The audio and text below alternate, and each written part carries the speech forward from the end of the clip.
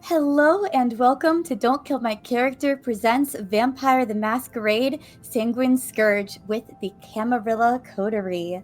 I am Kate, aka Kate the Great Cosplays, the producer of the channel, and I am so excited to have you here for the beginning of a brand new story tonight. I would like to give a shout out first to Songcraft, who is the music bot that we use. You are hearing music from their bot right now, and you'll hear that throughout the stream. They gifted us with a premium subscription to the service. Thank you so much to Songcraft for that, and stick around for, first of all, more of this story, and also for hopefully for an affiliate code from Songcraft in the works.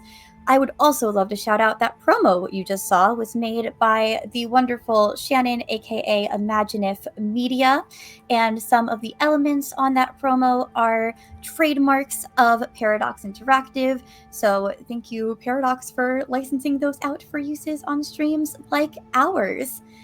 And now it is time to introduce you to this incredible cast with me tonight. So if my Camarilla, I can pass around, just let us know your own name, pronouns, and social handle. And if you would like to say the name of your character. And yeah, I think that's just where we'll keep it for now. We'll let you meet them as we start the story from there. Extell, will you go first? Hello, I did not expect to be put on the spot, but it's fine. My name is Extell. Pronouns are he, him. Socials at Extro the King. You can find me there. And tonight I am playing Cameron Cam Stillwater, whose pronouns are also he, him, and he's a very ambitious young kindred. Love it. Pass it to Justin.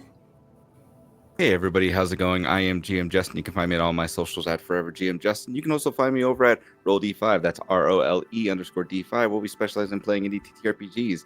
I am playing Ángel Ramos, Angel Ramos for people who can't pronounce the accent. And both him and I use he/him pronouns. And yeah. Thank you, Justin. Rosalie. Yes, hello. My name is Rosalie. Please feel free to use any shortened version of my name. Rosie, Rose, Rosa, all are great. I love nicknames. I use she, her pronouns, and I will be playing Leonia Rodich, who also uses she, her pronouns. Thank you, Rosie. I do enjoy calling you Rosie. And Natasha. Oh my goodness. My name is Natasha. I go by Natasha B Cosplays everywhere on the internet. I use she, her pronouns, and I don't have a character tonight because I am telling this story that you shall be hearing very soon. And I'm very excited. I am also very excited. Thank you. And I am still Kate, aka Kate the Great Cosplays, and also the producer of Don't Kill My Character. And my pronouns are she, her.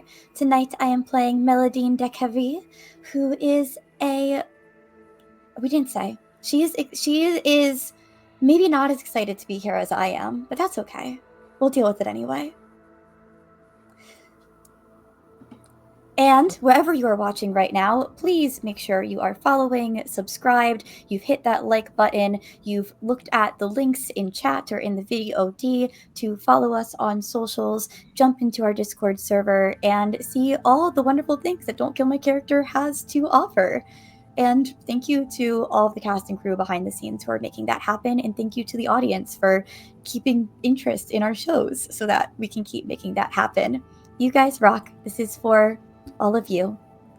Here we go. Natasha, I pass it to you. Okay.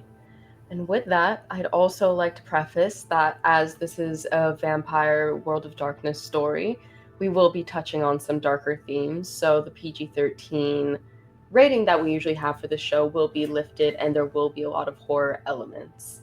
I'll try to be cursory and bring things up where I can, but please know for your own safety if you need to back away or take any time, please do so. Thank we you, are Natasha. playing in a world of monsters. But with that, shall we get started? I'm ready. We'll start with a little story.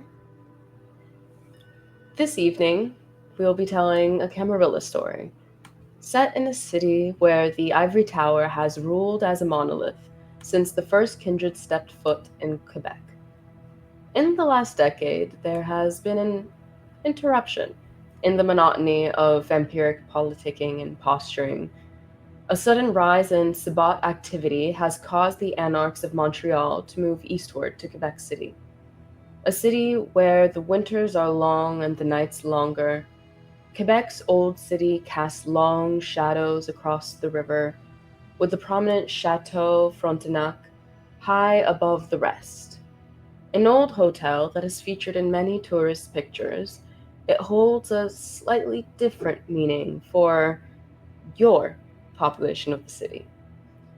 While the day passes, the living take pictures, visit, and stay in the old city and even at the chateau, enjoying the delicious food, drinking wine, and meeting people, falling in love, laughing with friends, living life. But not you. You don't get to enjoy the warmth of the sun or live the life the same way anymore because you all died quite a while ago. You were raised from the dead by some unholy force, and now, in order to rise every night, you must continue to feast on the living, lest you become a true, undead beast. You live by different rules now, and the chateau feels more sinister as it rises high in the night sky, a monument to vampiric status and power. At the top sits the prince of the city, Ariel Bouchard. You all have only ever seen her from a distance, at the monthly Elysiums that are hosted, there as a way to meet kindred in peace and speak to a whole host of your kind freely. Tonight, as the full moon rises, the four of you were told by each of your sires that you were each specifically requested to attend Elysium tonight.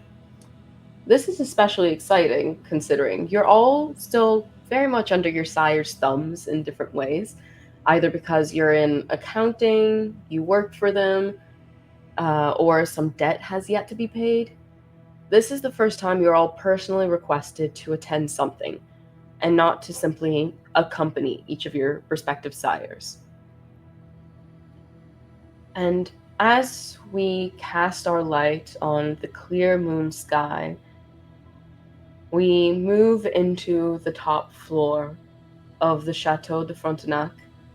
Inside a rotunda area, we see a bar on the top floor with workers flitting about, getting the last-minute decorations done and making sure all the drinks are in place. There we see a man who's fairly tall and white in stature, with dark skin and a long face that has a very, long jaw, nose, high cheekbones. And he keeps his hair patterned with a rose in the back corner of the hair regularly. He's wearing kind of a crushed leather loose jacket, some gold embellishments, and some more tight-fitting but still comfortable shirt and pants, clearly so that he can move around as he's directing the setting up of Elysium tonight. This is the Keeper of Elysium, Marcus Ajayi. And moving about, making sure that some of tonight's beverages, shall we say, are all in the correct place in the set-aside rooms and lounges built for this kind of thing. We see Ángel. Would you please describe yourself? Yeah, moving around Elysium, you'll see as a 5'10" Latino male. In this day, he's decided he's gonna get he's gonna have a haircut. While normally you'd see him with long black hair pulled back into that of a ponytail, he kept it short today. It's going to be with meeting with the prince for whatever reason, so it's going to make a little bit of an impression. So why not? Mm-hmm. Still maintains that of a clean shaven. He normally has his piercings in, but this time he only has his ear piercings in. When he doesn't have his suit on, you can see him covered in tattoos with the symbol of a rose that is on the spot where his sire had embraced him. And today, like you said, he is just roaming around making sure everything is. And you see, as your sire kind of stops you as you're moving around. Is everything in place? Did the correct guests? I know that Sirio had selected a few of people coming in on the cruises tonight, in particular, for that seemed to be a bit special. Did they make it in? Marcus, everything is set and it is perfect. I double, triple, quadruple, checked it as many times as I could possibly tonight. It's perfect. I promise. Okay. And he just kind of pats the side of your face. It's like, thank you. You are far less anxious than I have ever been in my life. Oh, this is just a cover. I am shivering right now. But it's going to be all right. We'll figure it out. Are you ready for your meeting tonight with Ariel? How are you feeling? About as ready as I'm going to be. It's the prince, man. Like, I'm fucking nervous. I don't know what you expect from me right now. I'm biggest thing. I will make you proud. I promise. I have no doubt. You've never let me down. It's good to hear. Oh, as he kind of rushes off as he notices some wines being brought in. A place 5 inches to the left where he doesn't want it to be. Hydrate. And as you move about, let's do our first rouse check for the evening as you each have woken up. And we'll start with you, Ángel. Well, I'll go through all of you, so have those ready, but... This rouse check, baby. Alrighty. That is... I failed. Starting off strong here, buddy. Amazing. So you start to kind of get that itch. You've been working pretty hard. I mean, and Elysium is a pretty regular thing for you at this point. For how long you've been a kindred, you've been helping run these. But still, your sire's kind of anxieties can rub off sometimes and cause that lurching of the beast a little bit inside. That kind of fear and anxiety rush up. And it just causes you to have to exert a bit more energy. And you're a little bit more drained than usual. But aside from that, do you prepare? Have you brought anything for tonight, knowing that you were coming to meet the prince? I would probably have my phone on me ready to go. I'd have my ghoul set, one of my friends in the back, just kind of on standby, ready for in case anything kind of goes right. And pistols are loaded and ready to go. So I think at this point, I'm going to take what he has. Mm-hmm. And it is one of the few benefits for being the child of the Keeper of Elysium is you are one of the few people who are allowed to bring weapons into the Elysium, as it's usually not allowed, but since you're kind of the enforcers to make sure peace is kept, you have to keep your peacekeepers at hand. Exactly. And as we pull out of the Frontenac and you continue finishing up anything that's left, we see 2 women walking kind of solitarily across the clear night sky, enjoying the rush from the river of the wind that kind of carries the breeze. There's still it's still early enough that there are still people on the streets of the old city, the high city, that you, Leonia, and your sire, Dana, can still see and interact with people as you'd like, but you are very much within the shadow of the Frontenac. You are arriving soon. Your sire of Algerian descent, Dana Saidi, she has kind of this curly, thin hair with piercing green eyes that usually stare off into nothing.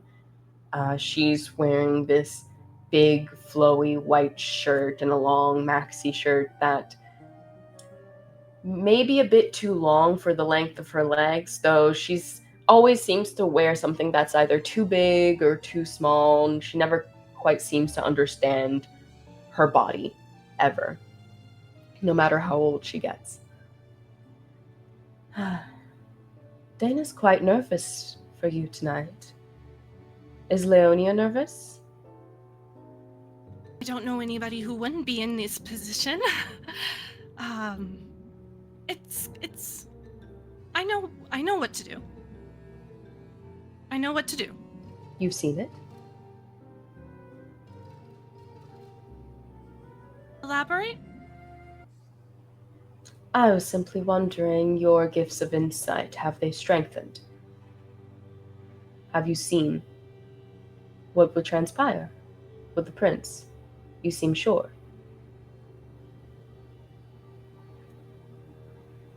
I have confidence in my preparations, but I do not know what is to come, unfortunately.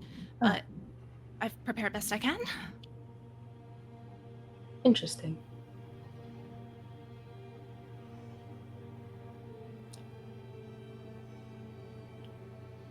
Don't go to the sewers. Okay. Okay. As she kind of like focuses back in from wherever she was. She has these moments where she'll say things that are advice, but maybe it's advice she should have told you a week ago. Maybe it's advice you'll never really realize you should have listened to until a year from now. It's very much oddly placed from time to time. And what does Leonia look like as she's walking at night? Those already, as they come through the crowd here, anybody who does notice them, Leonia is very soft looking. She stands about 5'5" and about a little bit over 200 pounds, with long, dark, almost black brunette hair, with tight curls in it, but she has it pulled back into a braid tonight. She's wearing a very simple, just black dress going down to about T length. And she has these round glasses on her face that she doesn't necessarily need, but they have a slight yellow tint to them. And she has these gray eyes that are really darting around. She's trying to keep them ahead of her. But every so often you see them dart around when there's somebody who's being a little more rambunctious out in this part of town tonight. Mm-hmm. Dana almost copies any movements whenever you jerk to the left or right, as you either get startled or need to move out of the way for something, but she doesn't ever really stop looking out to the Chateau de Frontenac, up to the top floor. I would like for you to roll a rouse check to see how that went for you this evening. Oh, that's a fail. That's a fail. Everyone's getting hungrier.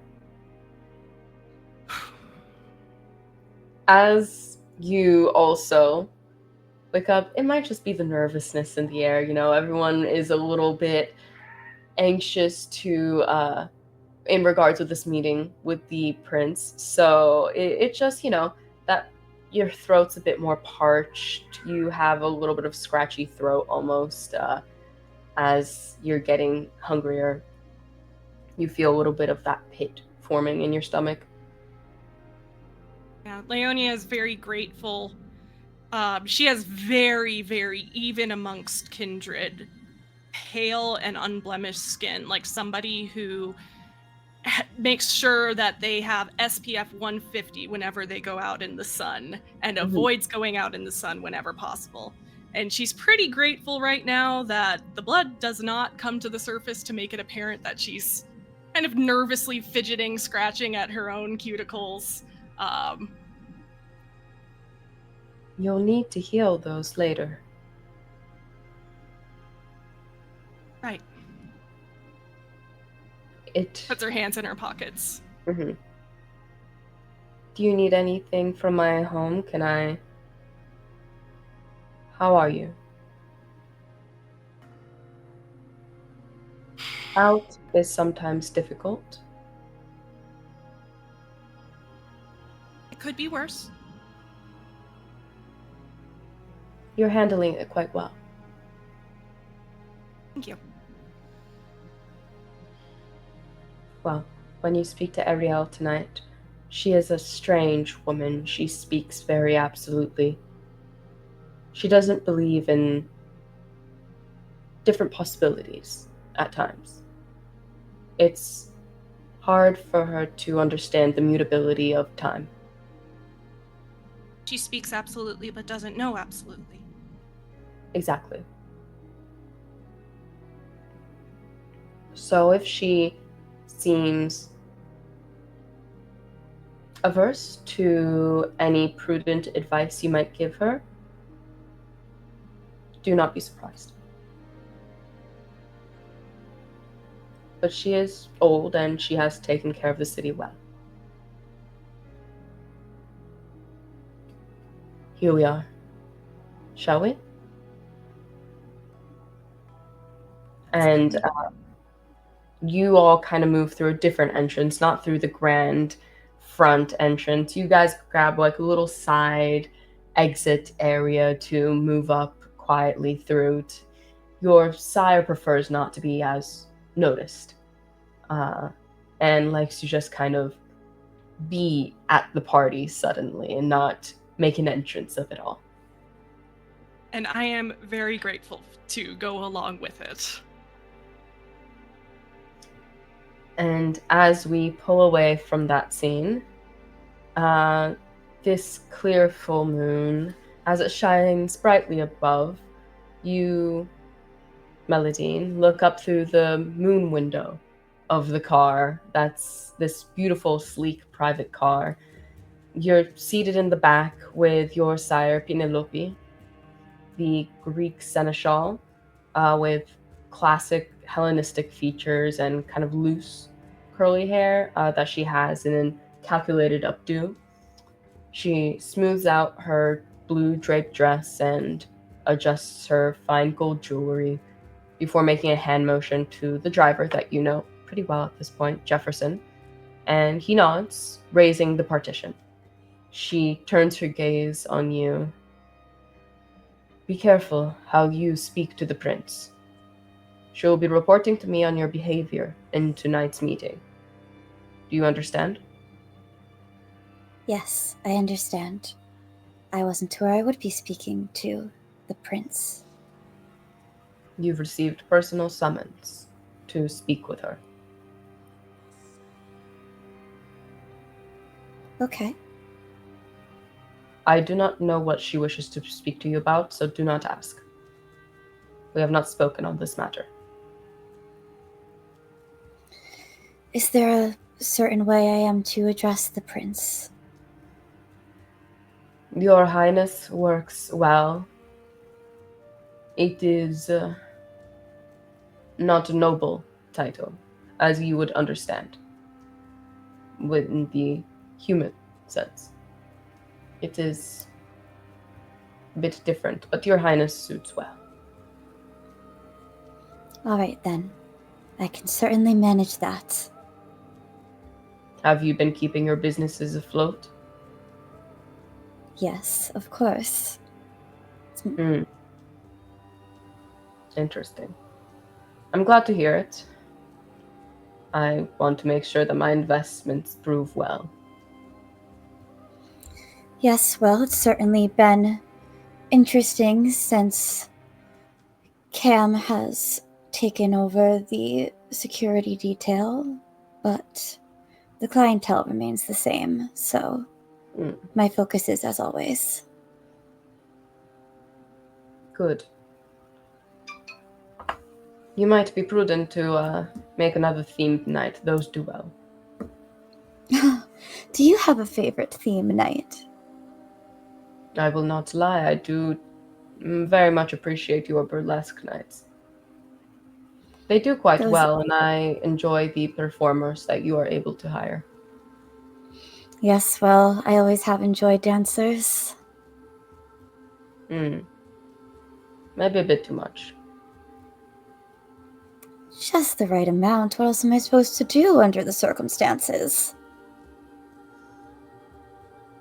Exert your force. Oh, You are the well. kings. Step higher. Noted. Raise your chest up and look high. Guard my child. Treat it like one of my singing performances on stage, then. Good. And you know the rules of Elysium? No using of powers, disciplines, obviously. If I you can would get not. away with it, that is a different matter. Oh, well, noted as well, then. Would that be more pleasing to you if I did?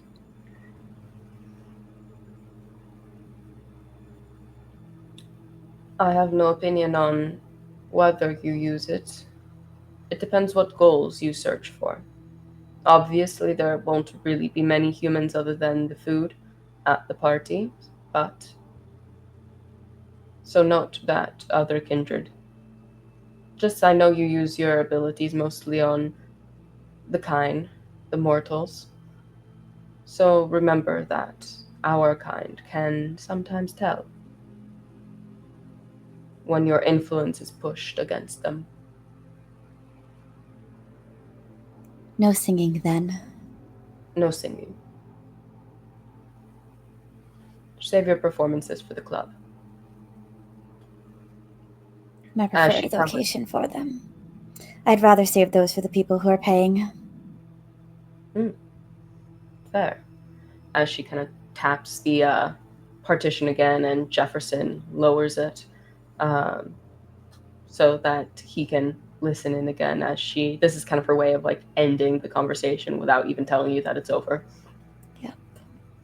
As you all pull around and the doors are opened up to as the valets kind of grab your things and guide you through the hotel very lavishly over to the elevator and up to the top floor. Chest held high, walking tall, following the instructions to the T. And as we exit that scene, we see our last Coterie member. Do you think Cam would be arriving as Elysium has already started, or would he be be arriving timely? A little bit after it starts. Not Mhm. too early, not too late. Yeah, fashionable. Indeed. As you arrive to the party, your sire tonight, as he appears to Elysium in this moment, a tall French man with very austere features. He kind of has a loose button shirt with the top button undone and the tie that is neat but slightly off. Everything is put together as if to give off the air of, I've been busy, this isn't my priority, and I am here as a courtesy to you and not because I want to be here. As I step through the doorway, there's a tint of red underneath the sunglasses I have on that immediately fade away as I step through the threshold. And I'll look to...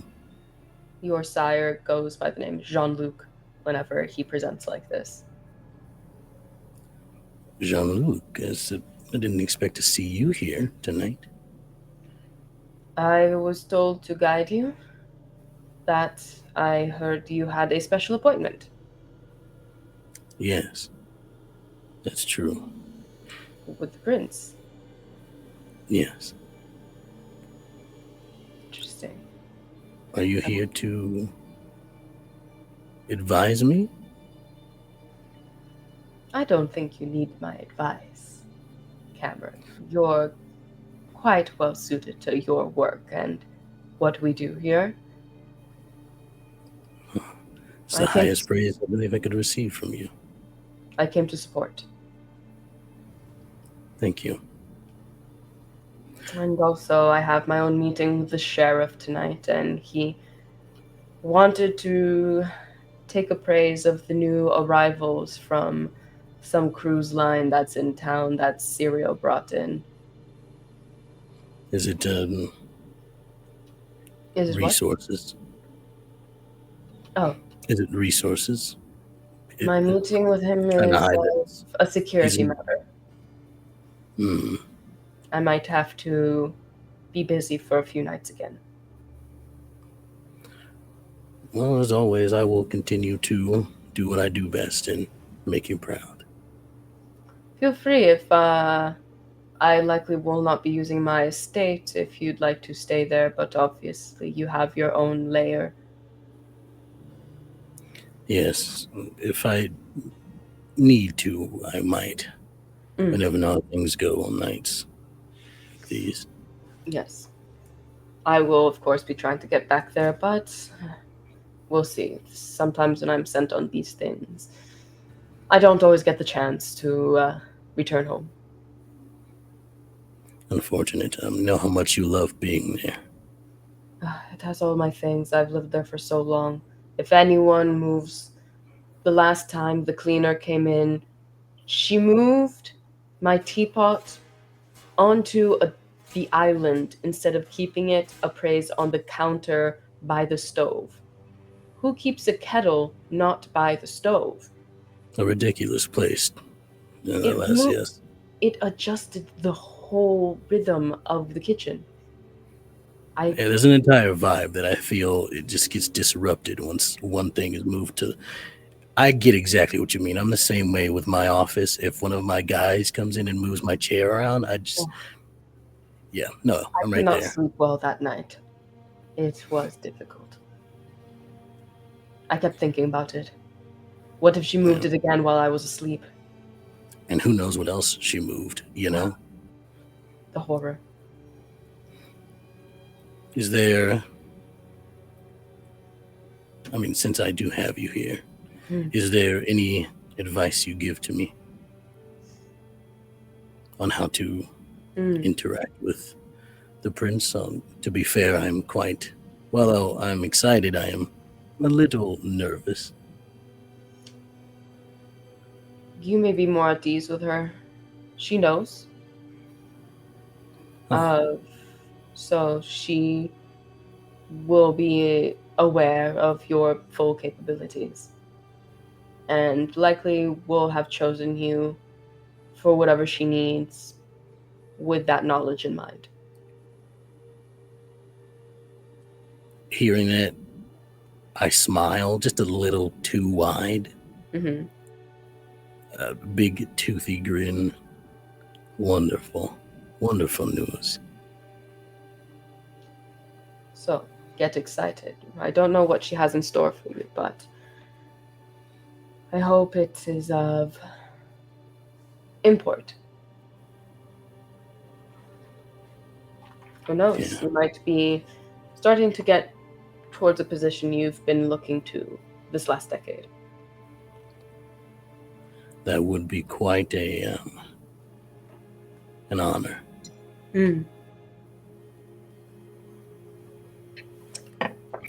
And now that you're all here at Elysium, and I forgot, sorry. Rouse checks for the last two that I forgot to do so. I was about to teach her we had homework if you didn't, so. I failed. Justin and I can't be hungry and the rest of you get away. Yeah, I succeeded. failed. Okay, well, someone kept her lid on, and you're also maybe less out of nervousness, Cam, but maybe out of more of the excitement of a possible hunt on its way. I'm not quite there. I'm not quite at the peak just yet. You're starting to feel that little... The stomach's empty, for sure.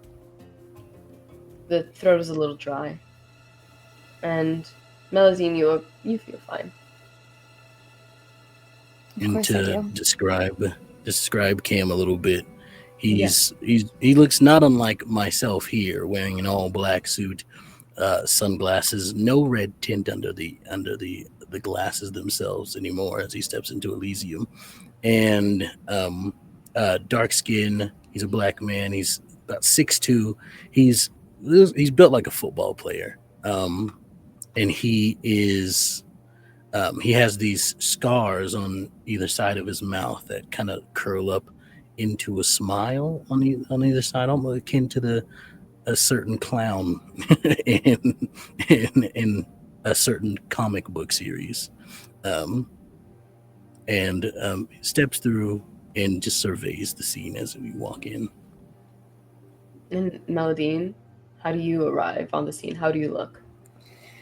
Well, let's see if I look a bit less composed, because Velminotaur in chat has insisted I re-roll my rouse check. Oh, no. Yes, they want me to fail. And that is a fail. It's without the onk, so... Right? Yes. Yeah, blank is a fail. Yes. Anarchs are already fucking with us. Love it. So as you move bit through, more... yeah, the conversation with your sire maybe got to you a little bit more than you expected. Yes, I guess it did. So I mark off a hunger for that. Fab. And yes. And Mélidine has this light brown hair that would be long, except she has it in a proper updo. She is wearing a V-neck dress that is a bright, sparkly red, because she is a performer. She is a singer. Even if she's not going to be singing tonight, you are what you are. And much like her sire, she also has the proper jewelry and accessories. And as you all kind of appear a little bit hungry, is there anywhere you would like to go first? It seems like as you all arrive, you are all gathered by Marcus. Hello. As the same Marcus Ajayi, the Liberian keeper of Elysium, appears before all of you. As he adjusts his coat, I was told to let you all know that, first of all, if you all haven't met each other, you will be meeting with the prince tonight. For what reason, I don't know. You shouldn't ask me about it, but the sheriff will call you whenever she's ready at her lounge, and feel free to enjoy the amenities of Elysium while you do so. Thank you. Appreciate your welcome and hospitality. Thank you. And thank you for coming. Please enjoy. Ángel here has put in a lot of work tonight. Have you, Ángel? Always good to see you. Igualmente, nice to see you as well. Cam, don't try and don't fuck things up tonight. As you see, as Ángel will come over and give you like a handshake, and then bring it in for that shoulder check. And I'll give it right back and just say, when have I ever fucked things up? Don't mention that one time. That didn't count. That's I'm always going to mention that one time. As you should. Mélidine, it's a pleasure to see you always, yes. Yes, it is a pleasure to see me always. Thank you. And Mélidine just goes to Ángel and does like the little air kiss side to side. Turns to Leonia. And hello? Hello. Leonia, isn't it? That's correct. Thank you. Mélidine? Is that... Yes. Or do you prefer Miss Décarie? Or... Oh, Mélidine is fine amongst us if we are to be friends. That could be. Wonderful. Is Nice to make Leonia your your acquaintance. preferred? Sorry, I didn't quite catch that. Is Leonia what you prefer to be called That's by? perfectly fine. That is perfectly fine. Thank you so much for asking. Ángel, are you just master of ceremonies tonight, or are you also... Just what a role that is to play, though. My personal favorite. I'm actually going to be joining you all for our little meeting tonight. So I'm very interested to see what I'm very interested to see how the night goes. A little lost for words. It's a rarity for me. Do you? I look to everybody, and sort of like give a nod to Leonia without really saying anything to you. But I just go, does anyone know why the princess called for us in particular?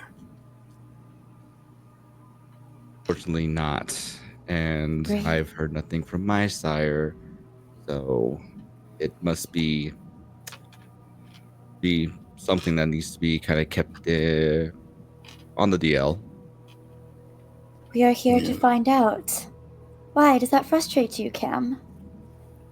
Not knowing this. Not as much as that outfit frustrates me. I just like to know what I'm getting into. That's the fun I could part. think of a... We're going... I'm sorry, go for it. No, you, Ángel. No, by all means, you first, ladies, always. Oh, well. All I was going to say was that I can But you point were to the a few first one times. here. Different decorums of arriving first, or if you are the host, being here first, versus letting us speak ourselves.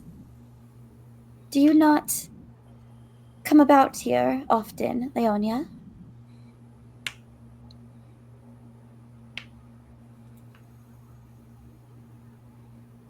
I come when required. I do believe that you probably are the same, considering that you don't know that. No, that is true. I come here when required. There are other places that call my attention more. But as I was going to say to Cam, was that I can point to a few times where not knowing what to expect was something you rather enjoyed. You are delightful, aren't you? I am, yes. As you all are speaking, a person comes around with a dish of different glasses with a bottle of wine placed in the center of the dish. Might I offer anything to drink? We also have lounges set aside if you prefer other forms of nourishment. Do you know where the drinks are sourced from, each of them? Not personally, but I do believe each lounge has a list on the outside where you can see general descriptions. Fabulous. Could I offer you something from the bottle, though, or do you all not partake? I'm fine. I'm not quite parched yet. I have quite particular taste, so I will peruse a menu. A pass. I'm on the job tonight. And then he offers it to you. Leonia? Leonia will just take one without saying anything. Just small smile, small nod. He'll pour you a glass of the blood and kind of do a little half curtsy, bow, not quite sure still of necessarily everything that needs to be done, and walks away to the next group. She does not sip it. Good to know. Well, this should be fun. I'm going to go mingle, and then I'll step away from everyone else. Where do you head to? Just the I'm gonna go stand close to, not obviously close to, but close to a group of, if there is a group of some of the elders conversing and just kind of listening, not like in a like I'm spying way, but just sort of like I'm trying to hear stuff. I guess it's kind of spying, but you know. Says the definition of spying. Yeah. Okay. You find a group. We'll roll from your wits plus awareness just to see what you can kind of catch. Oh, this is going to be a wonderful roll. That is 2 successes. 2 successes, okay. With 2 successes, the group you find in particular isn't talking about anything too scandalous. It seems like a lot of is real estate talk, buying more real estate, or whether they should start selling some of their gold that they've hoarded for the last 200 years or so, or when's the best time to do that. I'm just listening in and just sighing, not loudly, but just like to myself, just like, gosh, this is obnoxious, and I'll walk away to somewhere. There's like very polite conversation that's happening, nothing too scandalous yet. It's still early on in the evening. I'm gonna wait for them to get a little drink in them, I guess. Mm-hmm. The rest of the 3 of you, what else? What are you doing while, if anything, while you wait? Mélidine would link her arm around Ángel. Now, because I don't often come here myself, mostly taken to my club, of course, is there anyone you think I should be introduced to? I'm sure we can find a couple and see if you haven't met them before. Also, I do have a question. When is your next theme night? I can step away from Elysium to go by and check it out. I definitely enjoy whenever your establishment has them. Visage, darling. Yes. Well, what theme night would get you in my door? I mean, realistically speaking, you just have to tell me there's a theme night and I'll be there. There will be a theme night then. I will make it happen. In the back of your mind, you feel a sense of gloating from your sire, just told you. I've had a recent request for a burlesque night, so I will call back in some of our favorite dancers. You remember the group, don't you? I do. How can I not? Multiple fun performances that night, I'd say. Indeed. I think, the entire night went by incredibly fast with how amazing that they did. Of course. Dancers of many talents. Many. Well then, burlesque night it is. This night it is. Am I aware of where Ariel is, the private room where she's holding court? Where that would be? You've never been there, but you have seen people when they do go speak to the prince. There's a specific elevator that you have to go up. I am going to find a spot just to mill about, look busy, look like I am just enjoying the atmosphere, but so that elevator is within eyeshot, and I want to be paying attention to who's coming in and out before us. Okay. Roll a little... Don't know if... Manipulation and performance? Okay. Shall we say? To look like you're just enjoying yourself? Okay. I have nothing in performance, but I do have 4 in manipulation, so... Okay, that works. Yeah. Oh, holy crap! That's a messy critical. Nice. Very fun, very fun. First roll. I need to take a photo of that. That needs to be in the history books for me personally. Oh, this is my first session.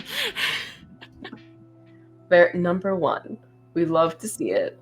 2, let's see. As you are kind of dancing, you get a little bit intense, shall we say. It's while you do look like you're enjoying yourself, it's in a very noticeable motion. You might not be the most discreet. People will definitely notice you. You are being perceived as you think you're moving quite languidly and chill, but on the outside, she's doing very jerky movements that are kind of catching people's attention and dancing on a rhythm that's not happening. Like as if there's a different song playing in your head than the one out loud. But it makes perfect sense in your head. You are moving amazingly to the music that you are hearing.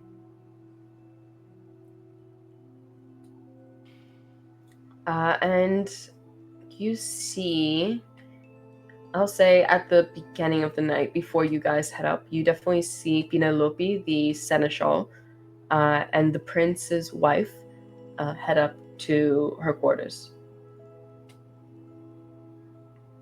Nothing unusual there as far as I know. Mm-hmm. All right.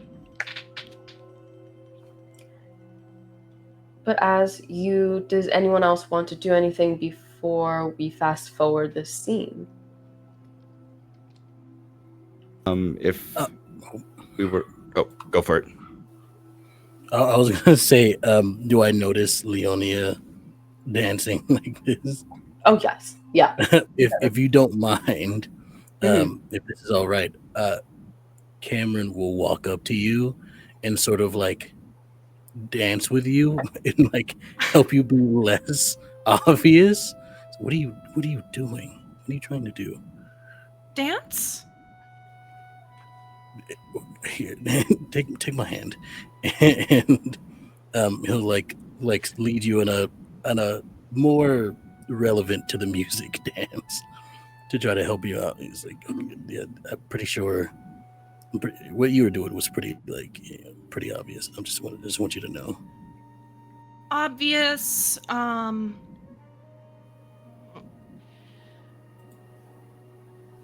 it. Thank you. No problem. Sorry. No, you're fine. It's just, discreet. It's the vibe. I'm usually better at that one. Fair.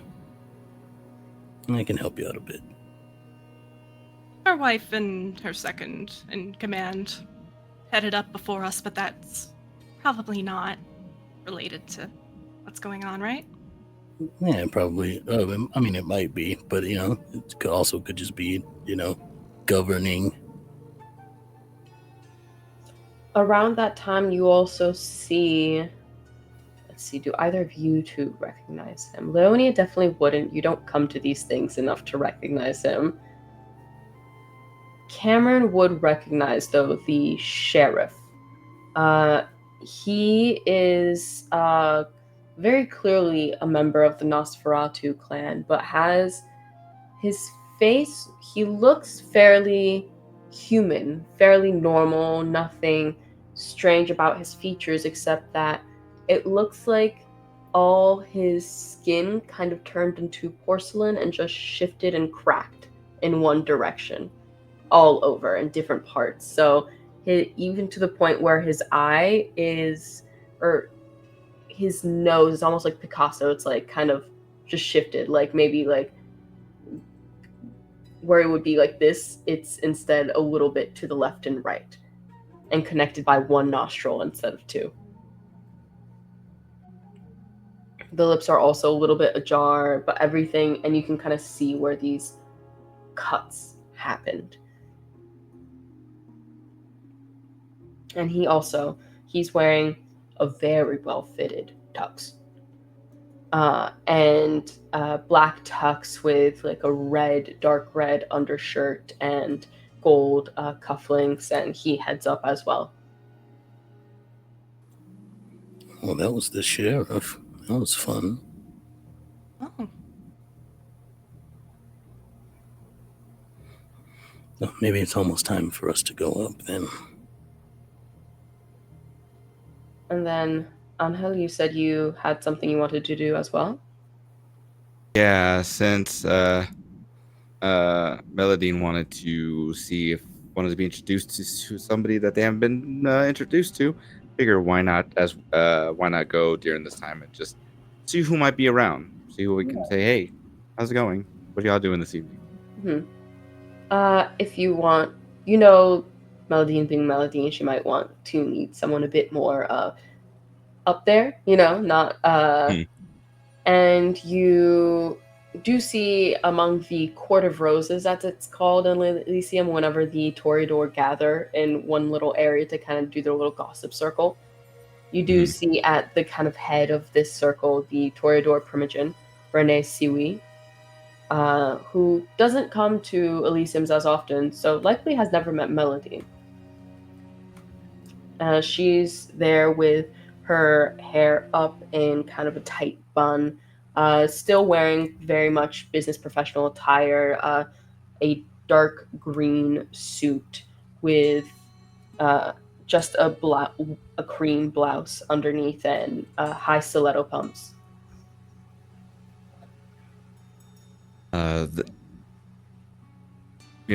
There is the Court of Roses over there. Would you like to go say hi with me? I would love to, thank you. Fantastic. And then at that point, it's just like, walk over there, and I would be like, Mademoiselle, everybody, how are y'all doing this evening? I'm just checking by to see if there's anything I can get for you all, and check to make sure everything is going good for the night. Everyone being very much a Toreador, and you also joining these circles every once in a while. Like, everyone kind of greets you, oh, Ángel, kind of saying hello. And Renee, the Primogen of Wendat origin, an indigenous woman, fairly tall and lithe as well, kind of looks down. Oh, no, we're fine, thank you. You're always so hospitable. It is my pleasure, and is also my job. So anything I can do to be able to make the experience here that much better, just let me know. By the way, have you met Mélidine here? I'll let her introduce herself because I will not be able to adequately explain all of her accomplishments. Oh, Ángel, you flatter me even with those words. Thank you so much for the introduction. With that, yes, I am Mélidine Décarie. It is a pleasure to meet you. I am the owner, proprietor, and hostess of Visage.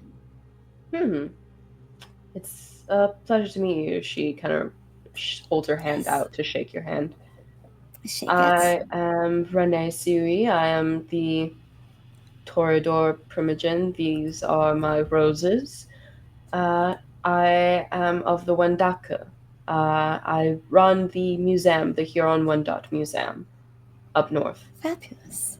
What an absolute honor it is to meet you, Renee, and roses all. I would love to come by the museum sometime. Do you ever host events there?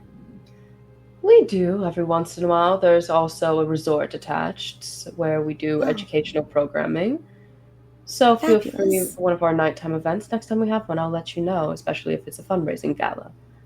Yes, I would be more than happy to help assist with bringing in entertainment for one of those. Oh. I'll have to check in with you on what kind of entertainment you would bring after, but yes, it would be lovely to have you there. It would be my honor, and if you did want to do some sort of perhaps feature of any of your artwork at the club, and I can direct more people towards your museum from that. Maybe. I'll have to see what we have in our current collection right now. Of course. We keep mostly cultural pieces. Yes. It's fabulous. I do so enjoy keeping connections to our roots and origins and who we are. as we continue on.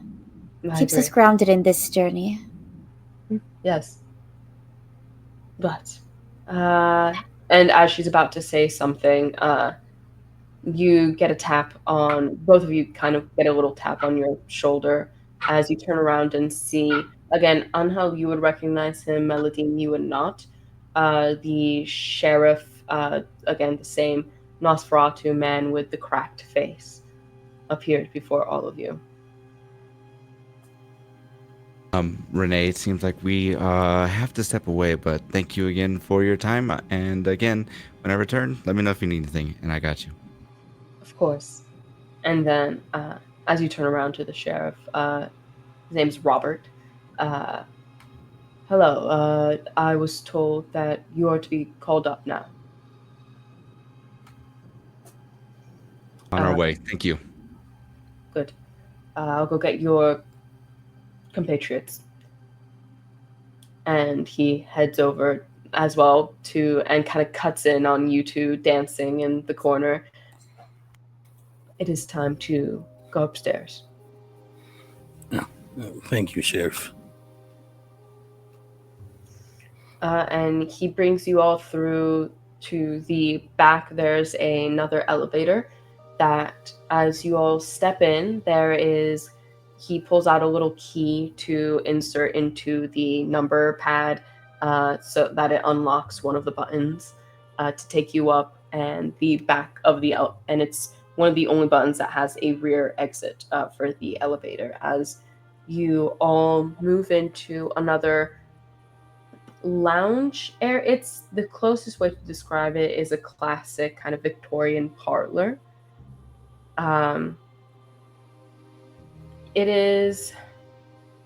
It looks like someone is playing a light tune on a harpsichord in the corner.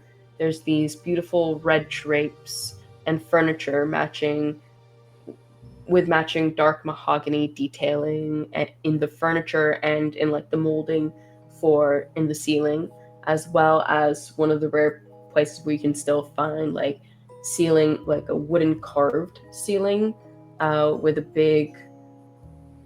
it's a combination of kind of a floral fleur-de-lis design, but anyone who has any points in occult can recognize that it's in a particular sigil pattern. Unless you have specific blood sorcery points, you can't really recognize the pattern to mean anything, but... Undoubtedly, the cult is lifting heavy tonight. But you can kind of recognize that you're like, oh, if you squint your eyes, like, oh, that's definitely meant to be a sigil worked into the ceiling. And you see the French Quebecois lady of the house, shall we say, Ariel Bouchat, sitting languidly on one of the couches, just enjoying a glass of wine, as she has kind of a blonde bob of hair that is very sharply cut, and she's wearing this red sequin dress with one sleeve that kind of wraps down her body, and she's wearing these tall heels, wearing quite a bit of jewelry as she is speaking to the seneschal, your sire, and is speaking animatedly as the doors open before she kind of quiets down and Vanellope steps out of the room. As you all walk in, what kind of impression are you trying to give off? Arriving exactly as Penelope told me to, with head held high, chest up. Then let's do a composure plus etiquette roll for you. Sure.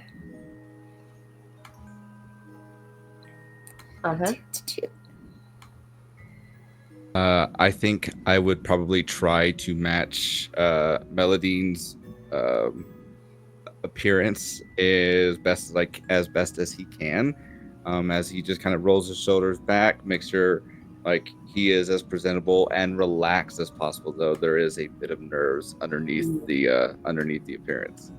And let's also do a composure roll based in persuasion to try and or subterfuge, either one that you think is more valid here in this moment. I wish I had done that. I have 0 in etiquette and 4 in persuasion. Oh no! I know. If you'd like to persuade, feel free to do so. Oh really? Oh wow! Well, thank you. I just thought you I will put take points it. in etiquette because we were talking about that, which is why I thought. Yeah. Maybe I'll do that later.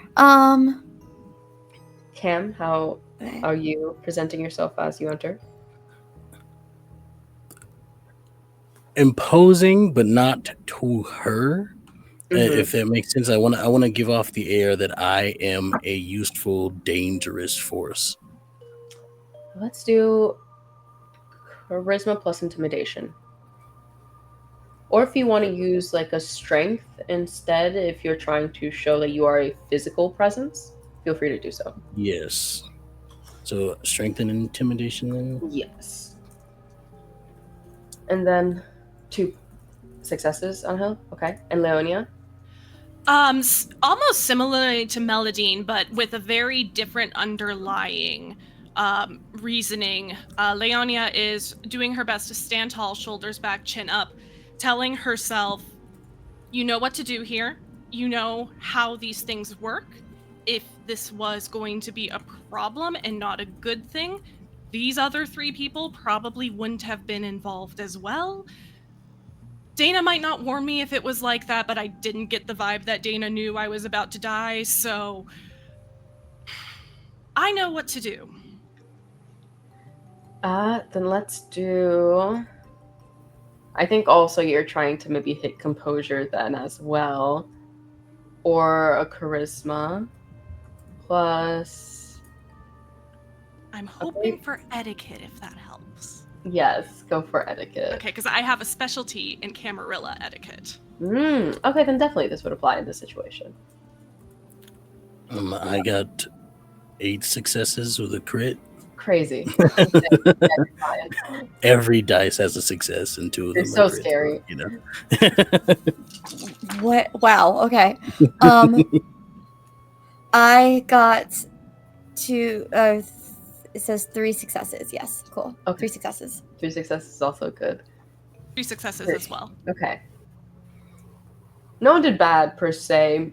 Ángel, maybe not to the others, but to the prince maybe is catching a little bit. She's just kind of looking at you here and again, kind of noticing your nervousness.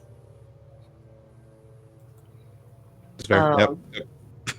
And also maybe she might also attribute it to the fact that Cam looks absolutely like very imposing and terrifying in this moment. She's like, it might just not be obvious what you were nervous about. Well, good evening. How are all of you? Good evening, Your Highness. I am quite well and honored to be in your presence on this night. Thank you for having us. Oh, thank you. Such manners. Well, I was taught by one dear to us both, I imagine. Yes, Penelope is so lovely. I do my best. Of course, I do my best to do right by her. Very grateful to you both. I'm sure. She speaks highly of you. She says kind of like catching herself before looking at the others and then stating. No better compliment, especially from yourself. Thank you. And Leonia, you found my room. I'm glad. I'm sure Robert would have shown us if we hadn't been able to, but if you're asking for us to come see you, I hope you trusted that we would. Yes. Cameron, Ángel, you are you? Cameron, you seem ready tonight. I'm always ready when called, Prince. Good. And Ángel, would you like a glass? You seem a bit nervous. I I appreciate it very much, Your Highness. I am good right now. I'm just making sure that with everything going on with the evening here, I'm running through so many different scenarios. Probably why I may seem like I need a drink, but I'm okay. Thank you so much. You and Marcus always run such amazing events. A boon to you both. It's very lovely. The compliment is appreciated. Now I have a request from all of you with, of course, payment in turn. There is goings on in this city with, of course, the Anarchs, as you all know. They have been spreading farther than I am comfortable with. They feel like they can take a domain that is not theirs.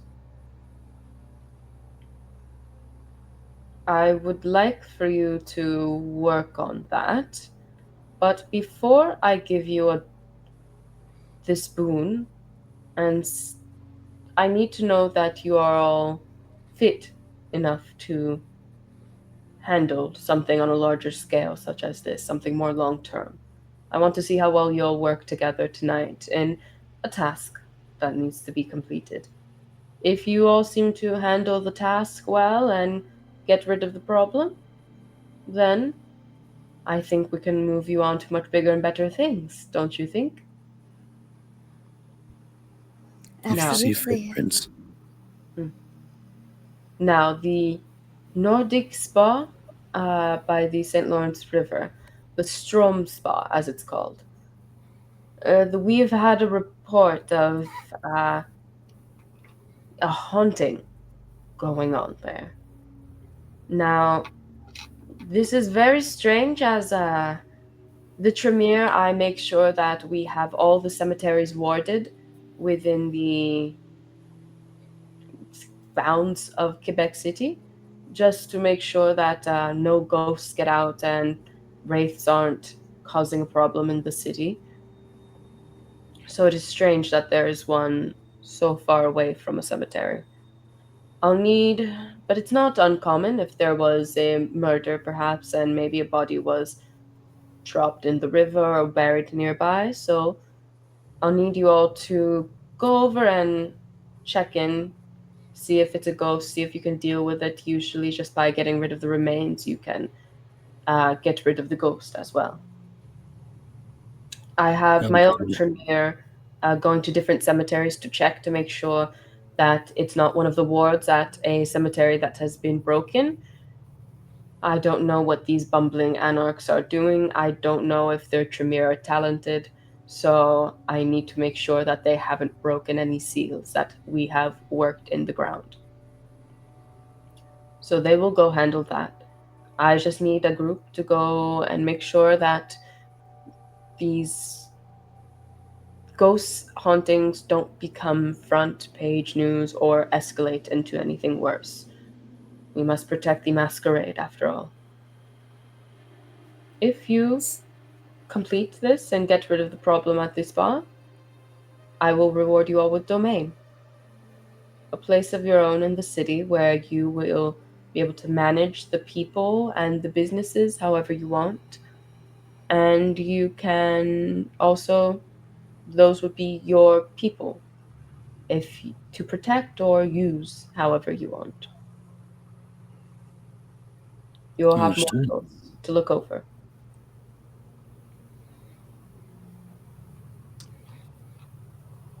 It would be our honor to serve you in this way, Your Highness. Good. Now, it is not far from here if you have never been. Do you have any questions? How familiar are you with wraiths, I might ask? How familiar am I with wraiths? You honestly might have seen one or two. Do you have, sense the unseen? Yes, I do. And I also have 3 points in occult. Then you've probably seen a few in your day. And like she said, a lot of them aren't outside of cemeteries because they've taken such a good job to make sure that the larger ghost sectioned areas are pretty well contained, but every once in a while, someone dies under a house, gets attached to a certain object, and there could be a ghost somewhere out in the wild. Do I know what kind of harm these ghosts can do? It varies. A lot of them do have the capability of possession. But then, of course, it varies based on how bad the death was, what kind of trauma might have been inflicted on in its death or during its life, as well as how old the ghost is. But if these ghost hauntings are fairly recent, it's probably not that old. Cool.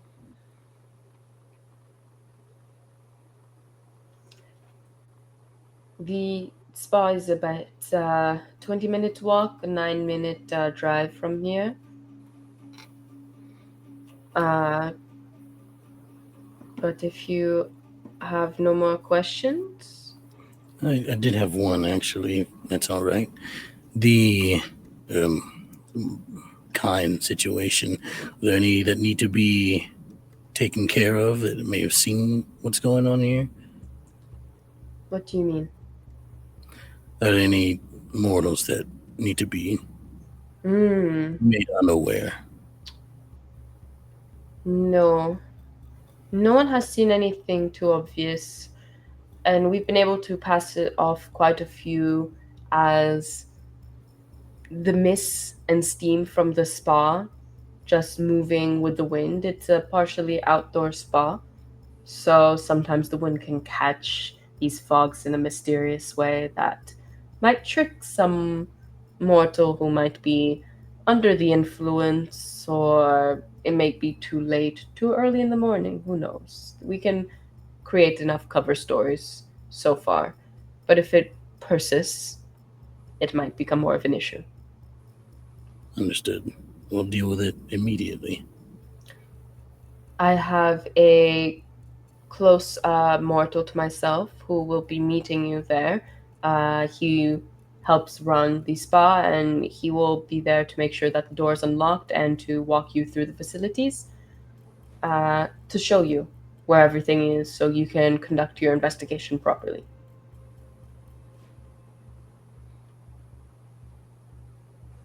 Thank you. Appreciated. No.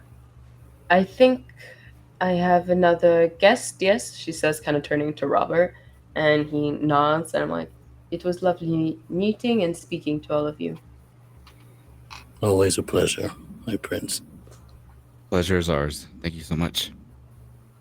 Thank you, Your Highness. And as you all walk out, Robert guides you downstairs. Do any of you call a car, or how do you decide to get there? I will call my car. Yeah, like she said, it's not a long walk. It's pretty close by, but yeah. As who is the driver? What kind of car do you have? What's the driver like? Is it one of your ghouls? It is. I believe. Correct me if I'm wrong. Is this a valet? Is there a valet here? Sure. Because I drove myself. Yes. There's definitely a valet. Cool beans. Because my ghoul is indisposed at the moment. So I will. It's a standard car. It's just a very dark tint on the windows. Sort of an SUV vibe. Okay, so there's space for everyone. Yeah. There's space, and there's it's got 6 seats. It's nice. It's comfortable. Okay. But I will open the door for Leonia. Oh, I'm assuming did Mélidine and Ángel, are they calling for their own cars as this is happening? You can figure it out amongst yourselves. You can all go in the same car if you'd like. I did walk, so I appreciate the offer. I'm glancing at the others, assuming that they are going to call their own. So, I mean, I rode here with Penelope, so my car is not here right now, but we can go together, take some more time to chat, bond, get to know each other, yes? I think for the sake of convenience, too, it would be best we do that. Okay. So as you all get into the SUV and pull off into the cool night air of Quebec City, leaving the tall Chateau Frontenac, I think that is a good place to go to break. All right, let's do it then. We will go over to our break now, take about 5 to 10 minutes. I'll let you know in chat. And we'll run an ad during that time to get that out of the way for your viewing pleasure when we get back to this story, because there is more of this story to tell. We're See you soon, Ghostbusters friends. now. We're Ghostbusters now, you guys. Who are you gonna call? Vampire Ghostbusters. Here we go. Hello and welcome back to Don't Kill My Character presents Vampire the Masquerade Sanguine Scourge. It's episode 1, we haven't practiced yet. Shenanigans. Yeah, I tried to make it match superhero shenanigans. Extell and I Truly, when I was like, oh, the initials of both of the long-term shows on the channel are the same. Cool. Now all my documents that are SS cast, nope, that doesn't help. Didn't think about that, honestly. Yeah. Sorry. But No, both sorry. titles are so good. But now we can make boat jokes now, though. Yeah. We have so many boat jokes to make. I have two ship shows. Let's get back into the vampire. Let's. When she's Mélidine, she'll be more eloquent, you guys. I've been very cool, and I don't want to lose that. I believe in you. Thank you. Okay.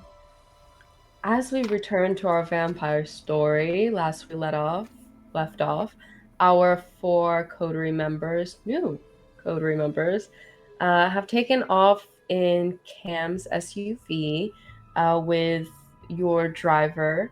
Or are you driving the car? I'm the driver. Yeah. You're the driver, okay. With Cam in the driver's seat, moving through, as you, I assume, set a GPS to the location. You pull away and start to move down. You are moving through kind of the highway that leads on your left, that is at the very edge by the river. So on your left is the St. Lawrence River, and you kind of see the occasional boat or two pass by, kind of older, maybe like a garbage boat and maybe some small tugboat getting into position for the next day. And on your right is just this huge wall once you've left the high city, which is quite literally called the high city for a reason, as it's on an elevated cliffside compared to the rest of the city. You see the large, lush vegetation and trees that coat the side of the cliff, and you can't even see where you were before, the cities and the ramparts that were that were past the vegetation. But as you are driving down the highway, do you guys confer or plan anything while you're in the car? Real quick. Go ahead.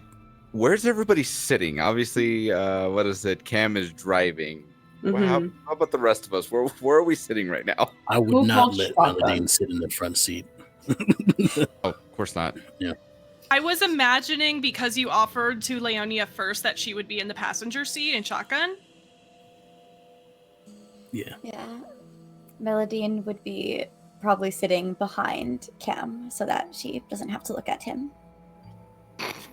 Fantastic. Then I'll be Crazy. behind Leonia, and you'll see as Ángel is going to like slowly come up in between Cam and Leonia and like look over. It's like, so what is your deal? How I rarely see you around, so I'm curious to know, Leonia, tell us about yourself. Who are you seeing? Leonia, who are you? Who do you know? Now that she is in the car and we're on the road a little bit, she takes off her glasses and folds them and puts them. I'm imagining she has like a small clutch or something.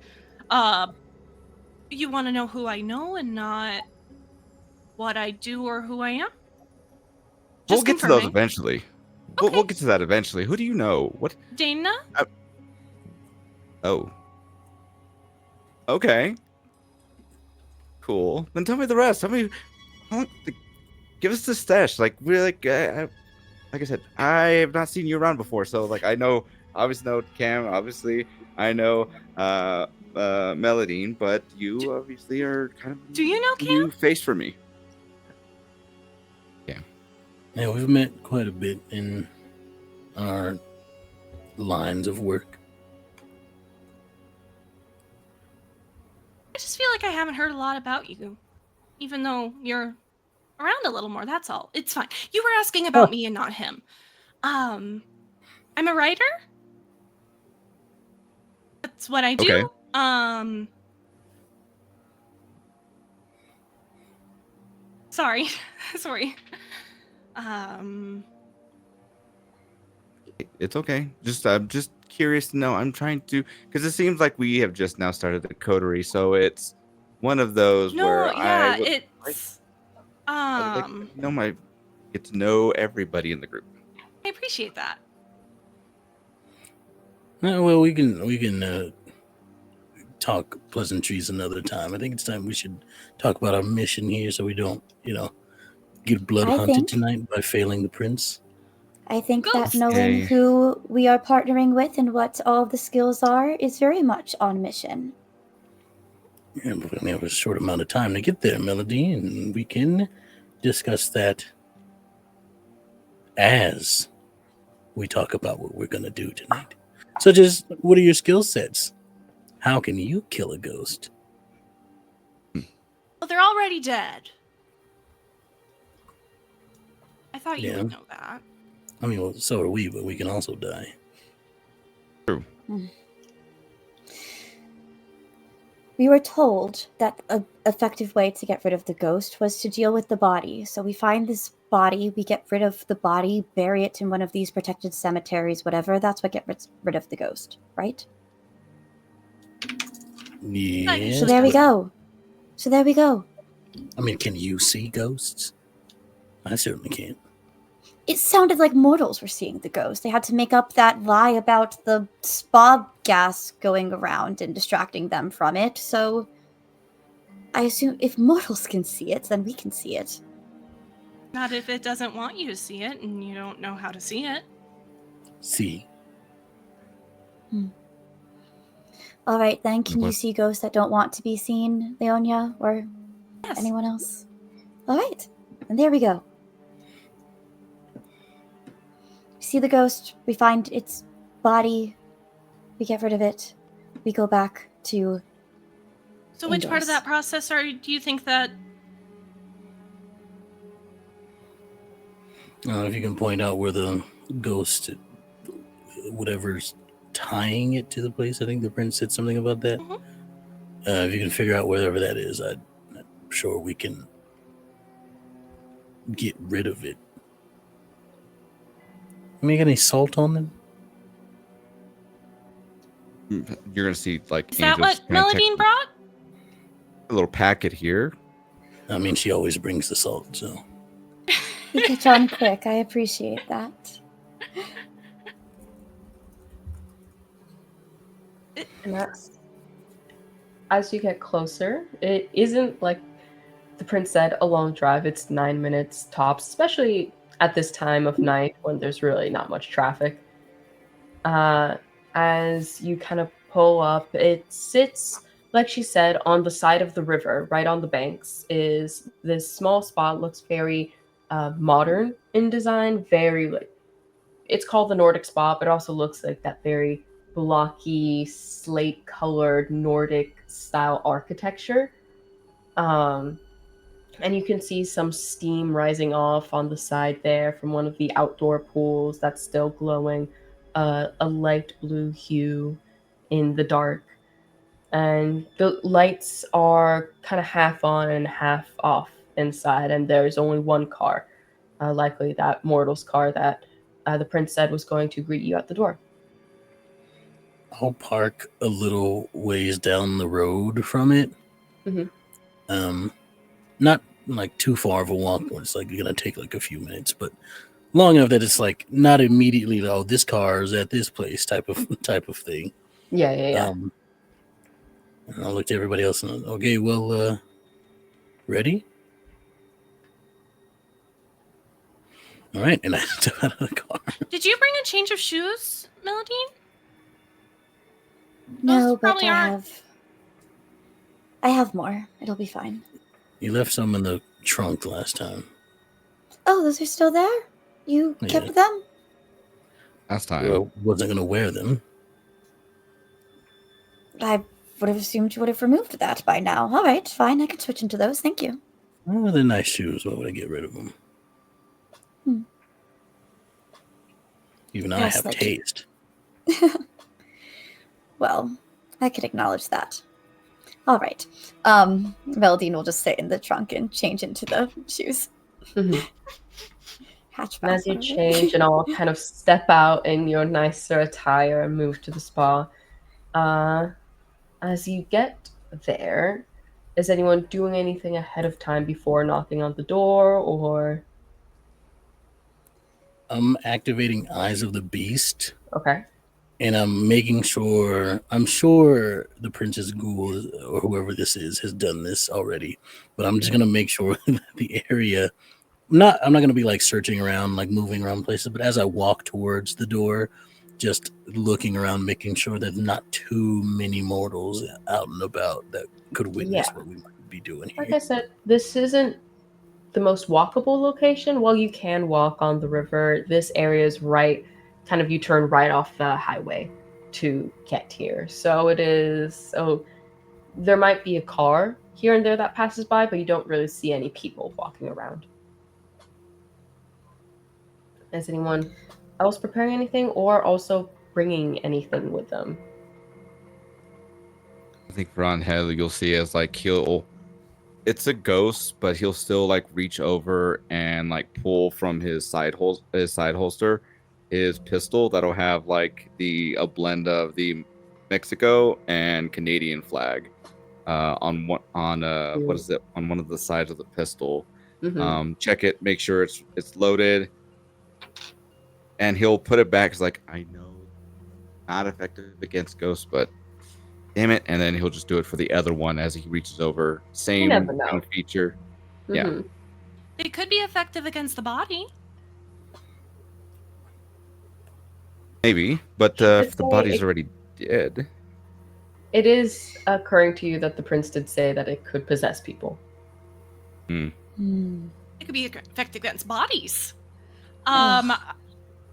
Leonia will kind of tune into, since she took those glasses off, she was kind of already starting to try to let more in and activate some of that Auspex abilities that she has going on that are more passive. So for Sense the Unseen, I assume you mean roll your roll for that. It is Wits plus Auspex. Okay, what would the beings have to roll in return? Let me look. Sorry, I've got it on a different page and I started grabbing dice. I can get my make your roll first. Yeah. It doesn't say versus. Whenever it's something supernatural is hiding in plain sight, you can make a hidden roll. You set the difficulty, basically. Actively trying to stay hidden. Yeah. You get to pick their rule. But then it'd be obfuscate plus stealth if they're trying to hide, I believe.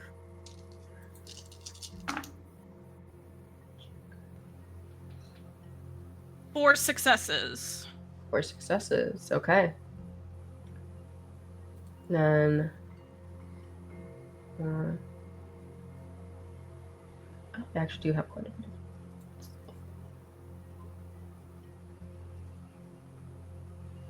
Okay. As you walk up to the spa, if there's nothing else anyone needs to prepare. Mélidine changed her shoes. She's good. Oh, yes. That's all you really need, really. Of course. You have the right pair of shoes, you can do anything. Absolutely. As you walk up to the spa, you kind of notice that no one's showing up to the door. Strange. Where's that mortal that the prince told us about? He was supposed to meet us here. Car is here. I'll go check around. Does it look like there's a You can enter through, there are multiple, like I said, there's outdoor pools as well, so you can enter through kind of the spa doors that connect to the outdoor areas in the back. Do you want to go left and I go right? Sounds like a plan. It gives you like the side fist bump before he walks away. Well, it's not a very large building, so it's pretty easy to kind of do a loop of it. While they go, can I put my ear to the door and use heightened senses to see if I can hear anything? Yes. Roll wits plus awareness plus your all specs. Okay. I believe in you. 3 successes. 3 successes. And you're increasing your hearing, right? Mm-hmm. Just to see if I can hear movement. Kind of put your ear to the door. Don't hear anything. It's quiet in there. No movement. No movement. I'm turning and looking to Mélidine. No movement. All right. And as you two walk around, give me. You can either do a wits plus investigation or wits plus awareness if you're just keeping an eye out for something. If you're trying to be more thorough than investigation.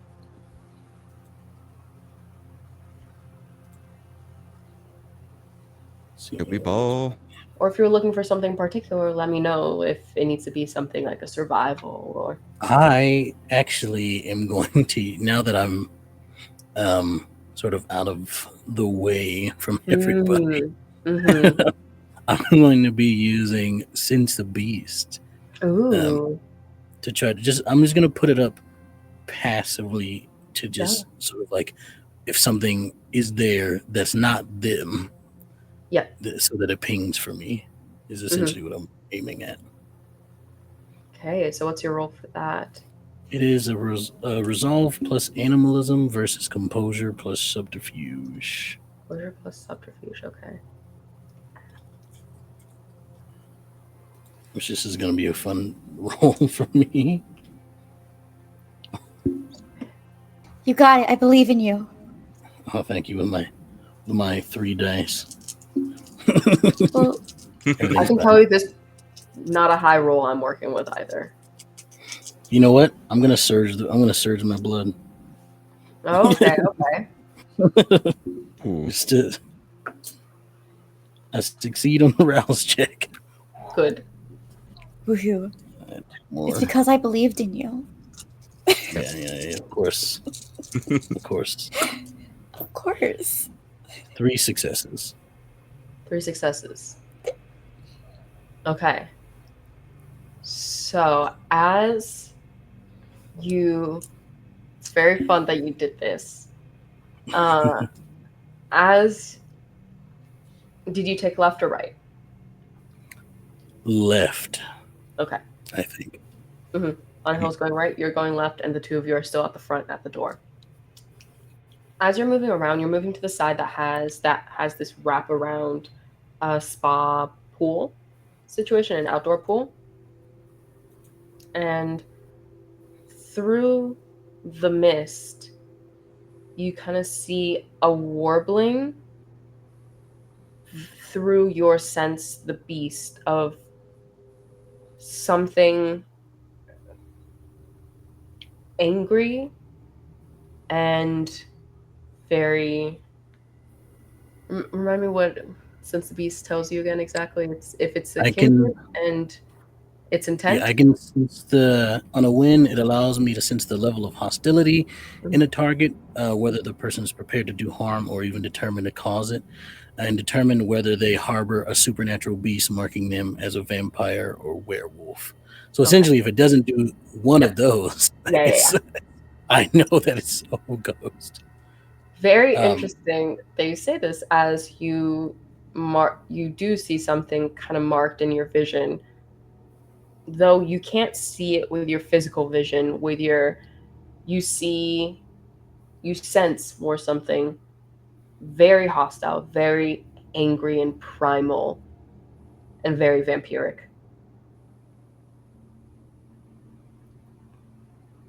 Oh, Looks like it's moving just on the inside in one of the inner pools.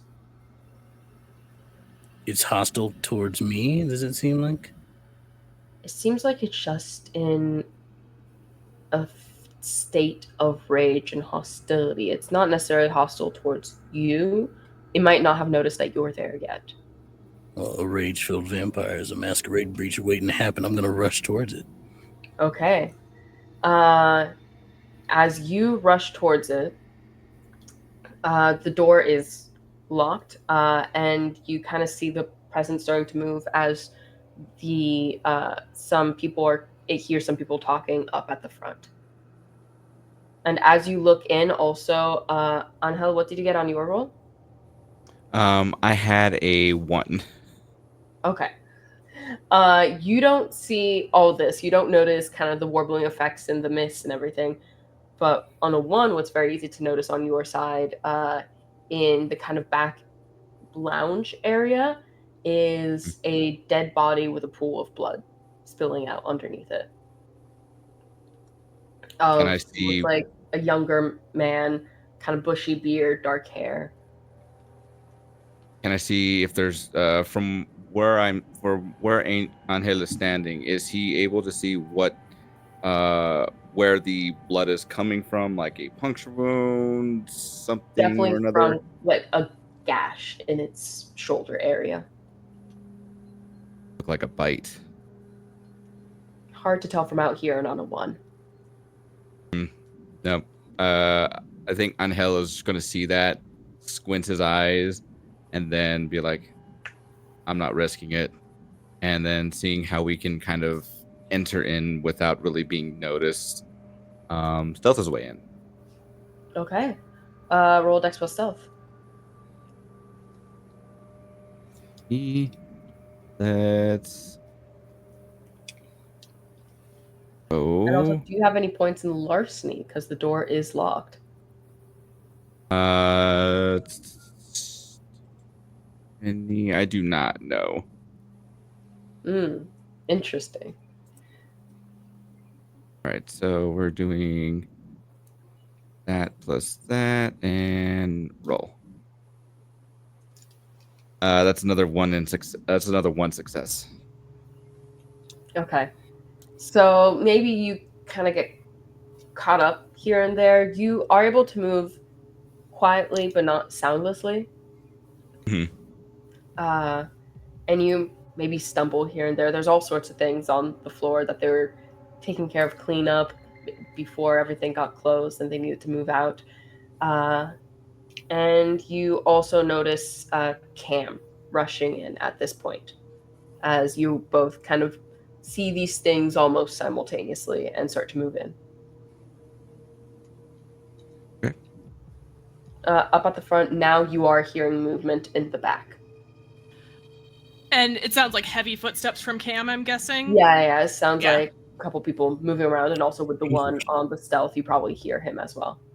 Oh, there's something going on back there.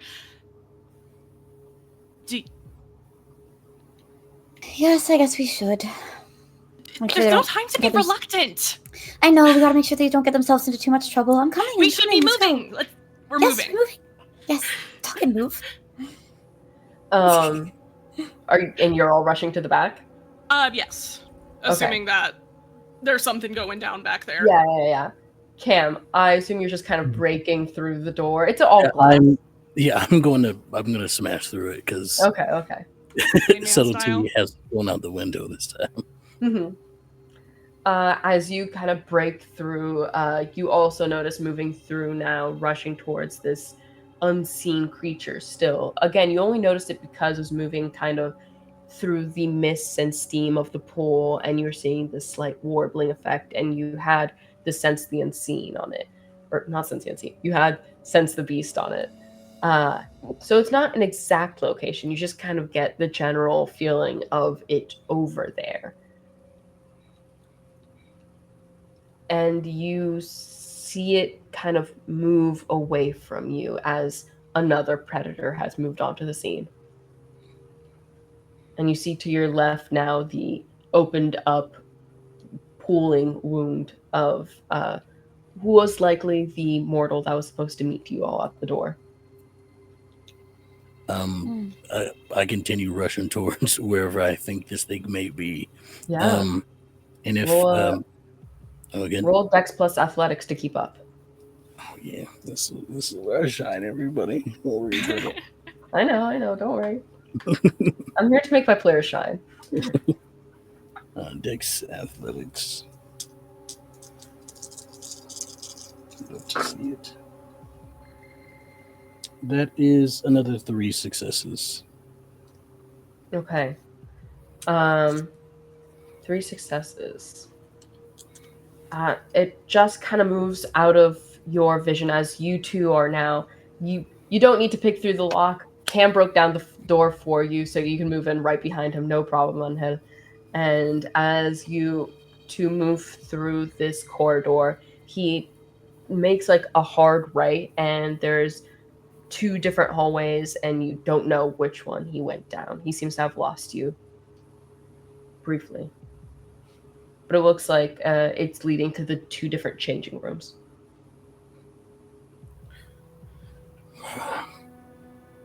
I think we have to split up again. Same as before. You go left, I go right.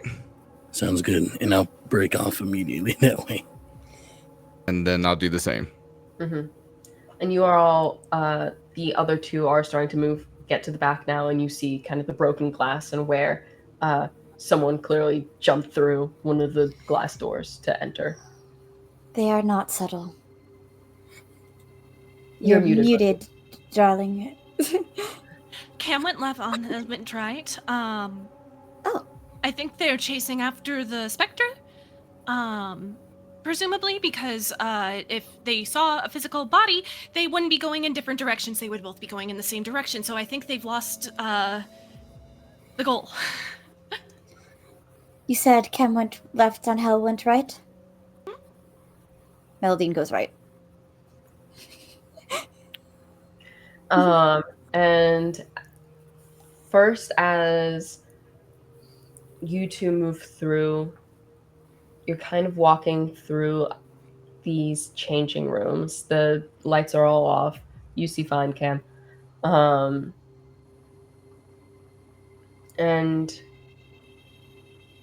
the air is still kind of that. It seems like the spa was closed not too long ago this evening, as the air is still thick and heavy, kind of that post. The showers have been running all day, and steam has been sitting in this room. And despite you not needing to breathe, the air is a bit heavier than usual. Ángel and Mélidine, as you both, the 2 of you kind of catch up, we'll say, to Cam and Ángel, as they have to move a lot slower now to find. I'll have all of you roll your wits plus awareness.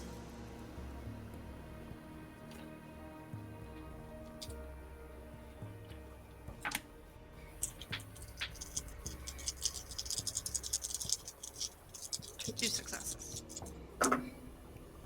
3 successes. 3 successes?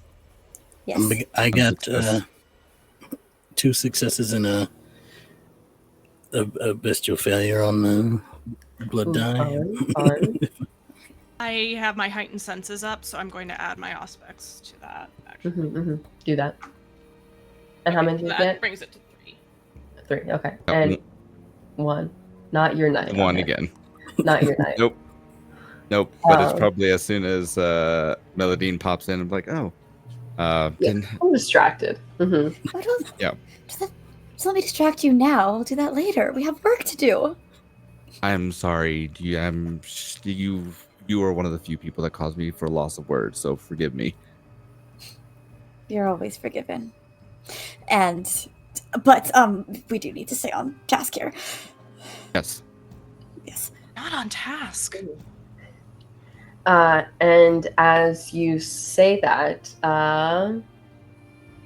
Ángel, you see behind Mélidine, just as where there was air before, that kind of you feel the rush of wind, of movement, before you see this kindred that looks more dead than you all do. Their skin is taut to their face and showing all the musculature. The skin is grayed, not just a pale, but fully grayed out, and looks like it is rotting in some places. It wears some kind of lighter clothes, and its fangs distend much longer than all of yours. As with claws, it kind of swipes out and hits the back of Melidine's head for Rude? 1 point of superficial damage. So rude. I think as soon as that happens, Ángel has already reached for his pistol and will begin shooting off a couple rounds. Yeah. Take your dexterity plus firearms. I believe in you. 2 successes. It's not a 1, but it's at least 2. Hey, any point of damage. The last time. Yeah. Only up We've from also here. had a rouse check triggered by Claude. Oh no, everyone roll a rouse check. Ooh. Oh no, failure. Hmm. Yeah. That's Success. another failure for me. Oh, okay, Take you're that, holding Claude. Okay, so 2 of you, Rosie and Ángel, Leonia and Ángel, you start to get a little.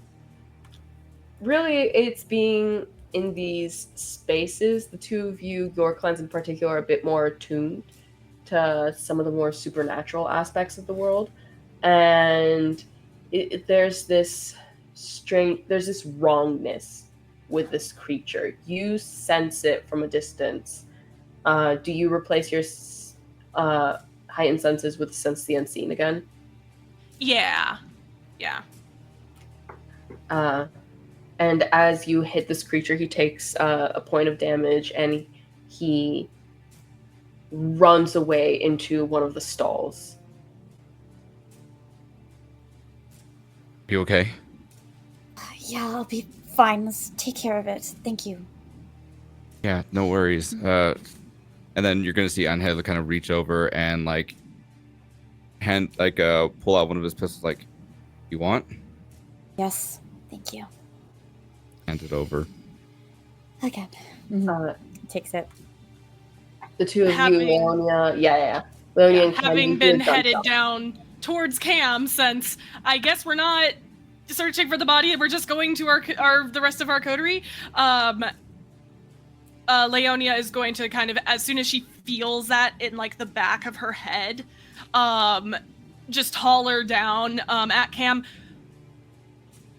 If you want to go towards the danger, you're going in the wrong direction, and we really should. I think bad things are happening, and we could probably still succeed with 1 person down, but we should probably not let.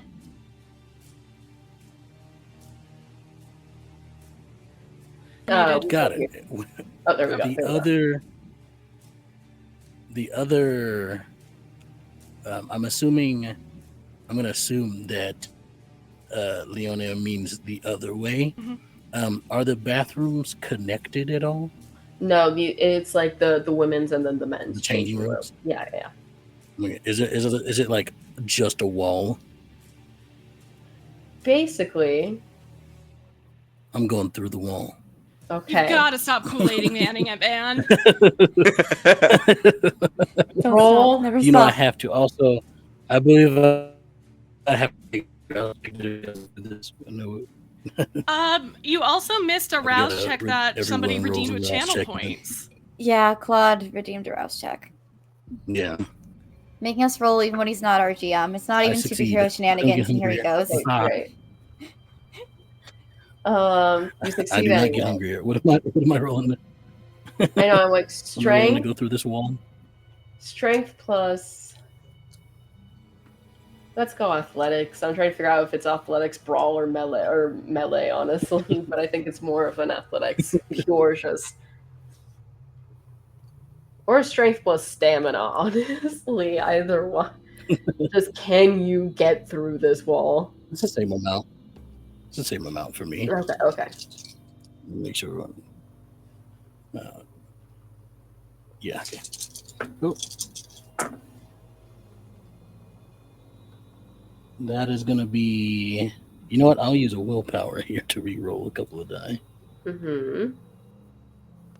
This is what the important rolls are for, you know? This is what willpower is for, the important rolls. Can we Kool-Aid through a wall?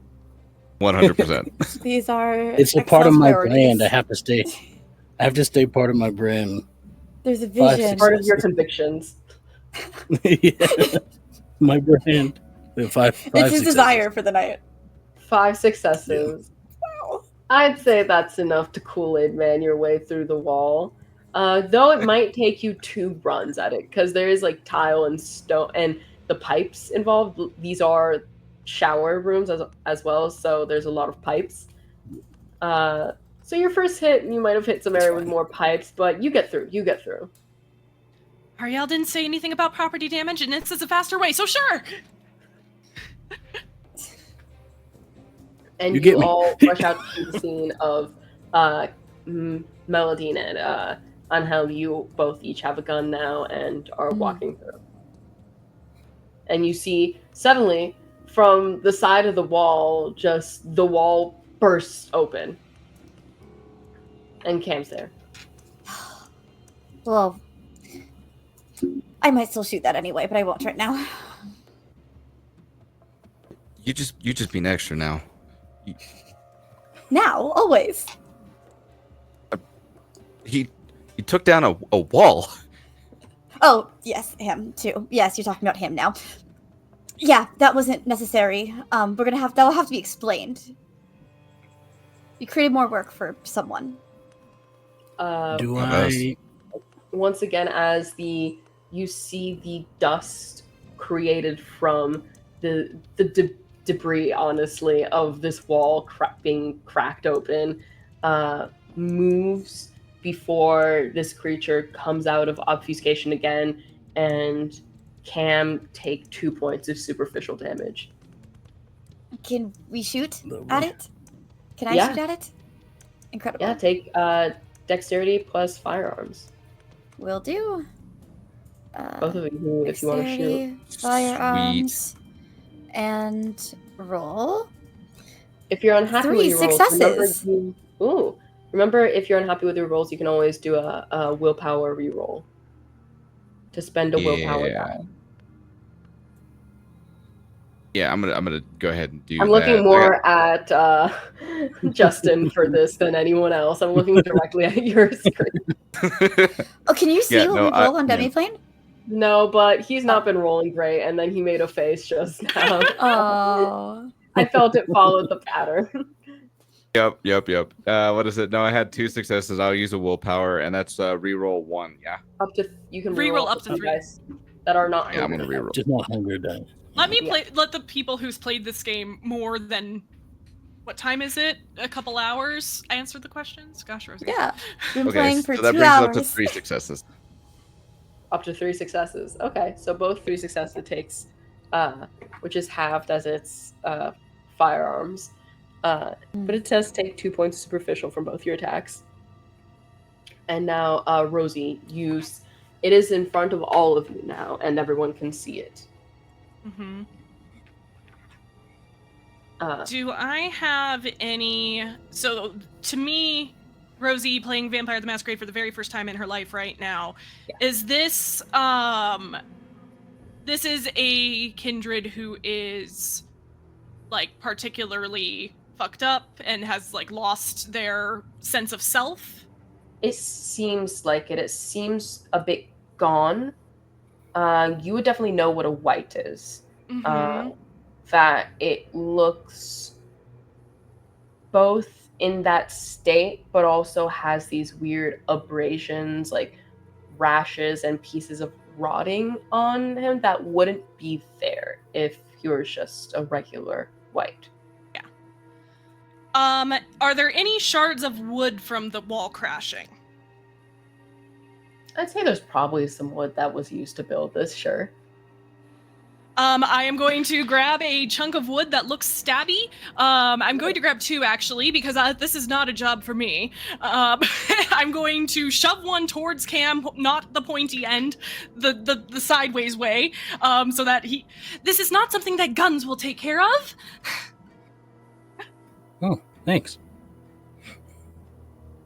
I'll take that as a cue to do something. So I'm gonna try to do 2 things here, if I may. The first thing is I'm gonna move in front of whoever has this thing's attention the most, which I'm assuming is either Mélidine or Ángel. So I'm gonna move in front of one of them, and then lock eyes with it, dominate, mesmerize. Ooh. Here's a fun thing about whites. Oh, no. Since they lost a lot of their sense of self at this point, they are immune to a lot of the charm-based abilities. Lovely. We love to see it. So you use it, it's successful, it just kind of ignores it. As it's so... Like, your sense the beast is going haywire right now. Yeah, this one's a lost cause, everyone. And I'll begin to go towards it to stake it, but I don't know if I can. I don't know if I have enough action left on my turn for this. You didn't... We'll say that was part of the previous round. And as so you I failed that rouse check for mesmerize. Oh, yeah, you do still have to do that. Yeah. I failed. I'm at hunger 3. Everyone's so hungry. As you move towards this creature, roll, I believe it's just a straight melee plus strength check. And Leonia, I assume, is more helping in this case than actually also attempting? She kind of steps back into the new doorway a little bit, trying to not be directly in the line of action here, but if things come close to her, she wants to like pop out and strike. Okay. If it comes close enough to her, that wouldn't be an issue. She doesn't want to be the one from the front. Yeah, it is pretty close to you guys in general, just because it did hit. It's right up in in camp. She's not a hand-to-hand combat person. She's a stab in the back person. So makes sense. Mm-hmm. I'm going to rouse check to blood surge because I don't have any dots in melee. It does take a lot of successes to stake someone for those unawares. And I fail. 4 hunger, everybody. Fine. Which is why I was saying, if you would like to offer help in this round in some way, feel free to do so. I also believe because it's a cold shot, I get a -2 to my dice pool. Mm-hmm. Can I shoot at? You got more shots. Oh, okay. Oh, Extell. What Justin. Oh, reroll a rouse check. I usually have a rule that players on stream cannot redeem the channel points. I'll let it slide this once. I'll let it slide this once because you were not aware. Can we say that Shannon's donation canceled it out? Because Shannon gave us a rat. Oh, that's not the right die. It's you all see also from the debris a little home with like that had a rat's nest in the wall. Okay, actually. I still fail. Okay, hang on. Instead of grabbing that rat and using it to sate my own hunger, can I chuck it in front of this white and try and get it to get a little... probably distract it through successes. That is not really close enough. Thank you for giving me a way to help. Oh, look, there's 2 of them. I do it twice. Rats flying through the air. Um, Oh, gross. I'm sorry to make it silly, but I think I do like injure them a little first so that there is some scent let me as well. roll Yeah. a browse check here for. Let's see. And then for the second. Okay. As these two rats kind of fly by, it's caught unawares. It's a little bit distracted, but doesn't seem undeterred from the larger prey at hand. I tried. But back up at the top, the creature kind of moves up to you again, Cam, and takes another swipe at you. I try to dodge. Okay, are you going to be splitting your dice pool to try to hit again, or are you just putting all your dice pool into dodge? Dice pool into dodge. Okay, roll your dex plus dodge. Oh, 4 hunger dice. This is amazing. First game. The premiere. I told everybody before we started that I go wild. Part of the mess, part of the crew. That's actually a nice number of successes. That's 5 successes. Okay, definitely enough to be. So that makes the fact this creature now enters a frenzy as it bestial failed on its end. So as it starts to kind of become completely unawares, it doesn't change it all that much as it was already in a very bestial-like state. But it seems even less focused now, shall we say. Less focused, like a presence charm could work, or it would be easier to hit. Just easier to hit. Yeah, it'll be easier to hit. Okay. All right. Well then, I know it's not very effective, but I'm not going to be effective staking this thing, so I'll take another shot at it. Yeah. So you're moving up to to try and push that stake even further. Oh no! I would just in it. Cam put a stake in it, but it just doesn't seem like it got deep enough to actually get to the heart. Ángel, can you push the stake deeper? If you want to think about it, I was gonna say I have an idea too. So I think once it does go for like the attack on Cam, like the pistol has just like simultaneously Ángel is going to like run and like shoulder check that stake as much as he can while also stuffing the pistol away. And seeing if he can't make this happen. Okay, let's do a kind of a strength plus brawl, I think, is if you're trying to shoulder check the stake in, you know? Yeah. I believe in you. 3 successes. Okay.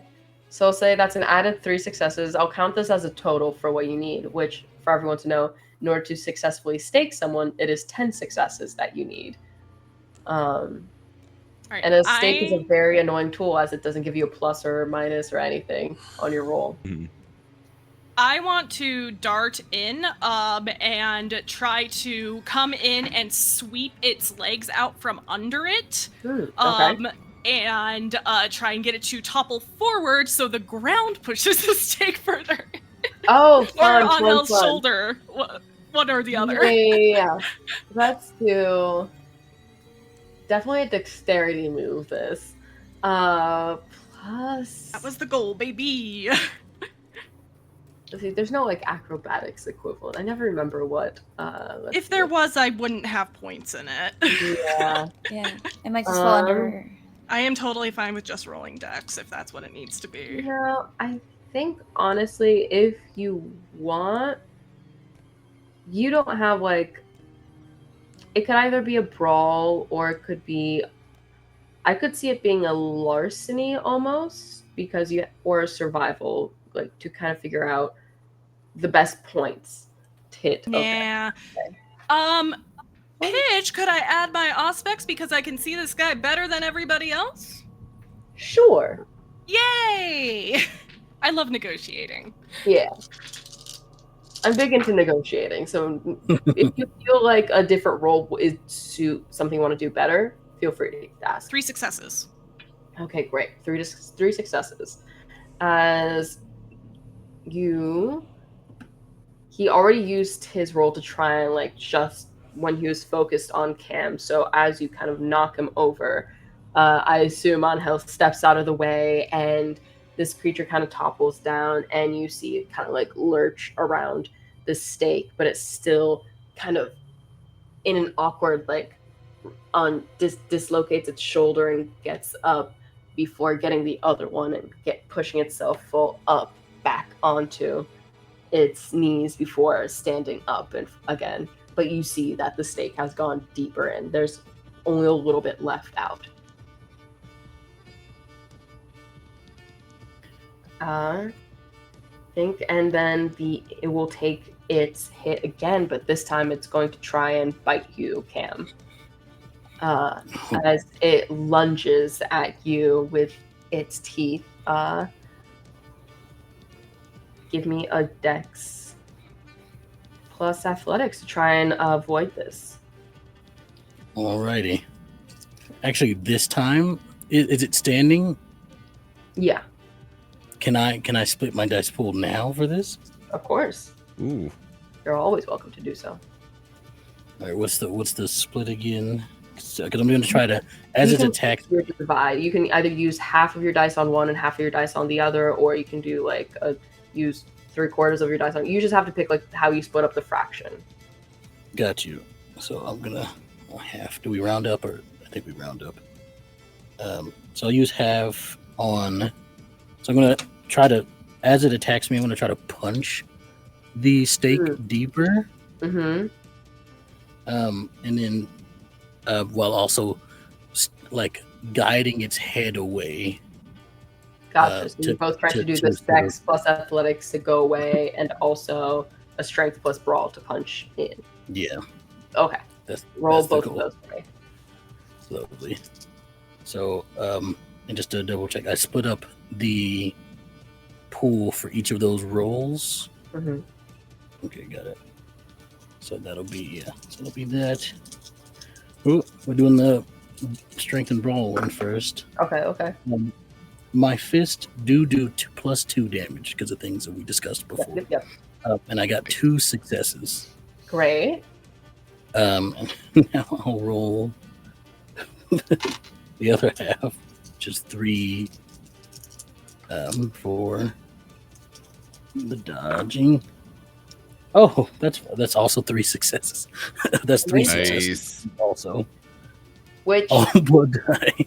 Which, I'm rolling all blood die, everybody. Which is better than 2 successes, which is what he got for his attack. So you both, as you see, Cam, if you want to describe this maneuver you're going for.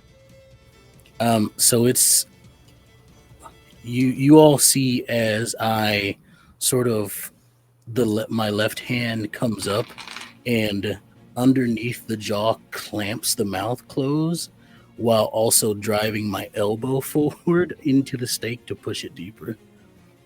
Nice. And as you do that, you see kind of like a flash in his eyes as he just kind of falls down in a state of rigor mortis.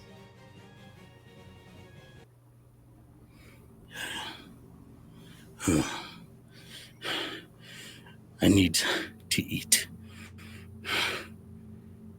Yeah, go feed. Go find something to drink, and we'll figure this out. We have to report this to the prince first. A white is loose in the city. She'll want to know. Do you think the sheriff would be frustrated if there's a fresh school outside? No. Okay, if we're going... disrespect the prince that way. If you want to go back right now before feeding, fine, but I'm driving then. I can drive fine. I just need to eat. And I have to wait until later. Do you take the body with you? Yeah, I'll check.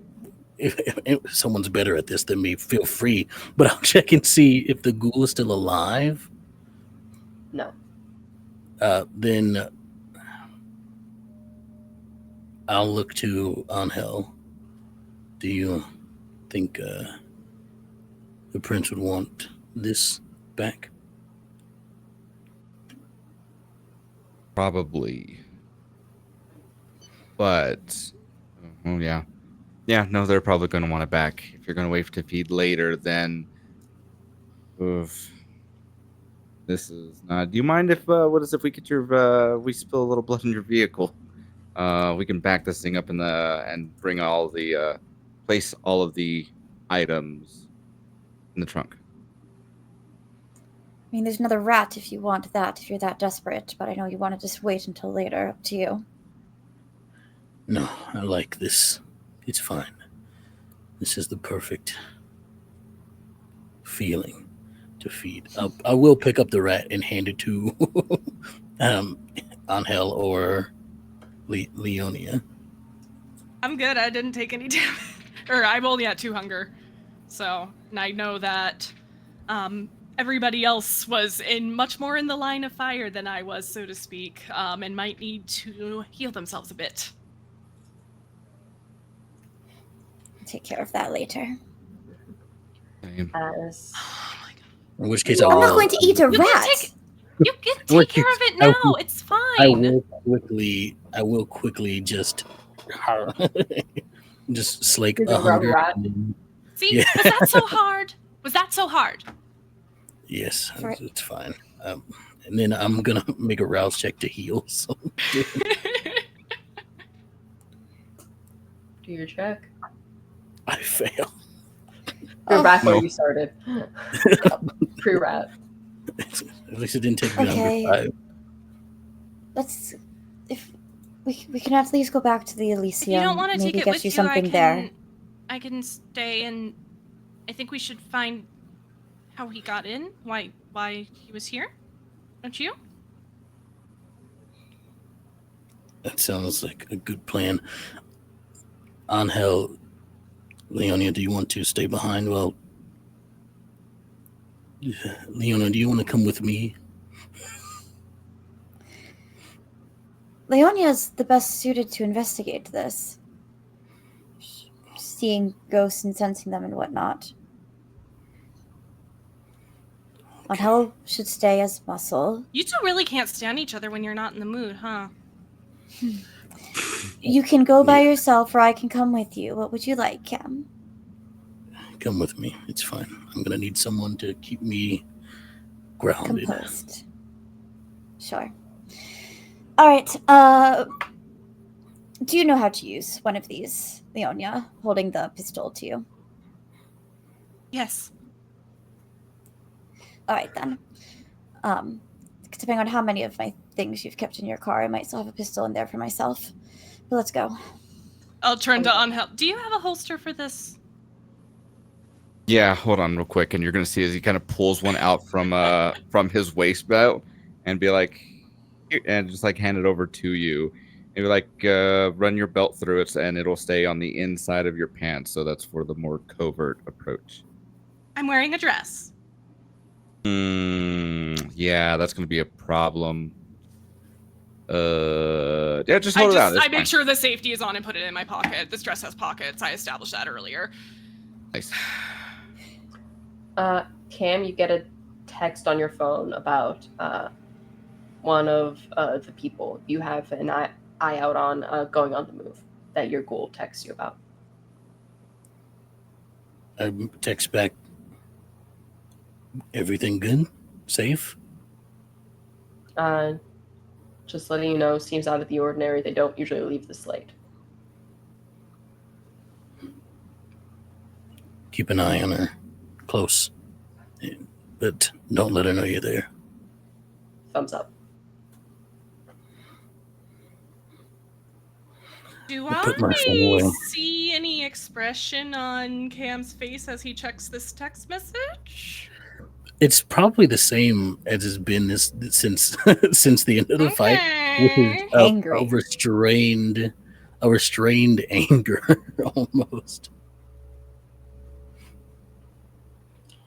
And as you all, the two of you pile back into the car, so you're splitting up to two of you go back with the bodies to Elysium, is the idea? Yes. Okay. And the two of you stay here to investigate. We'll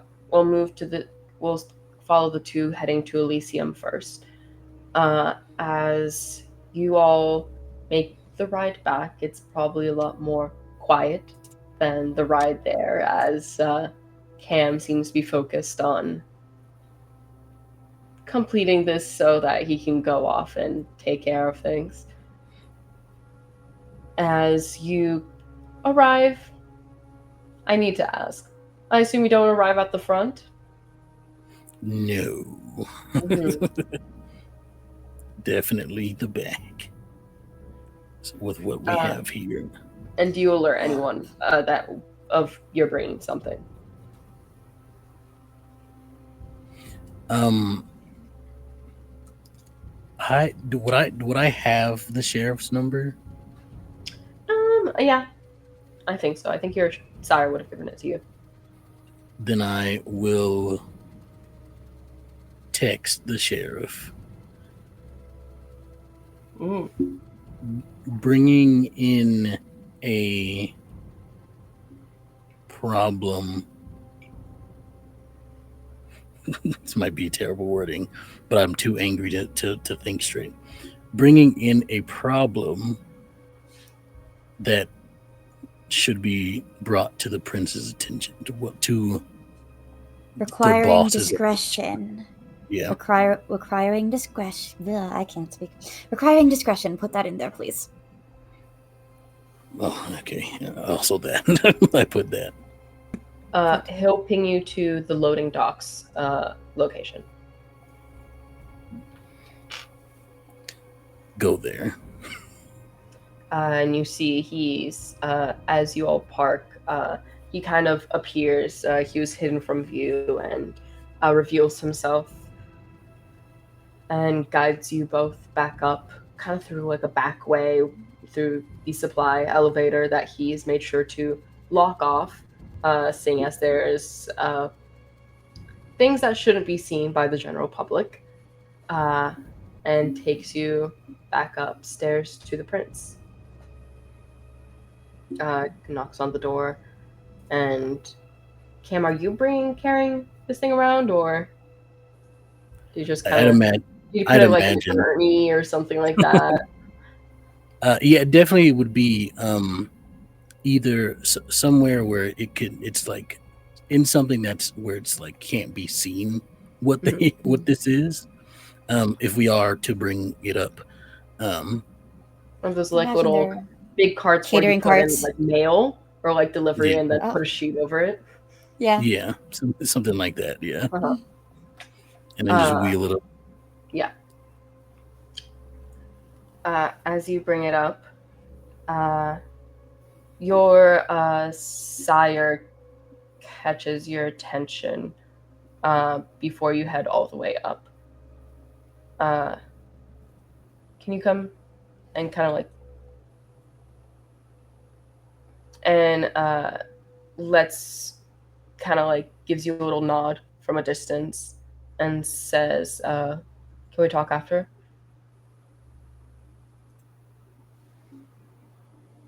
Cam? Sorry, this is okay. This is your sire to you. It's just saying, can we talk after?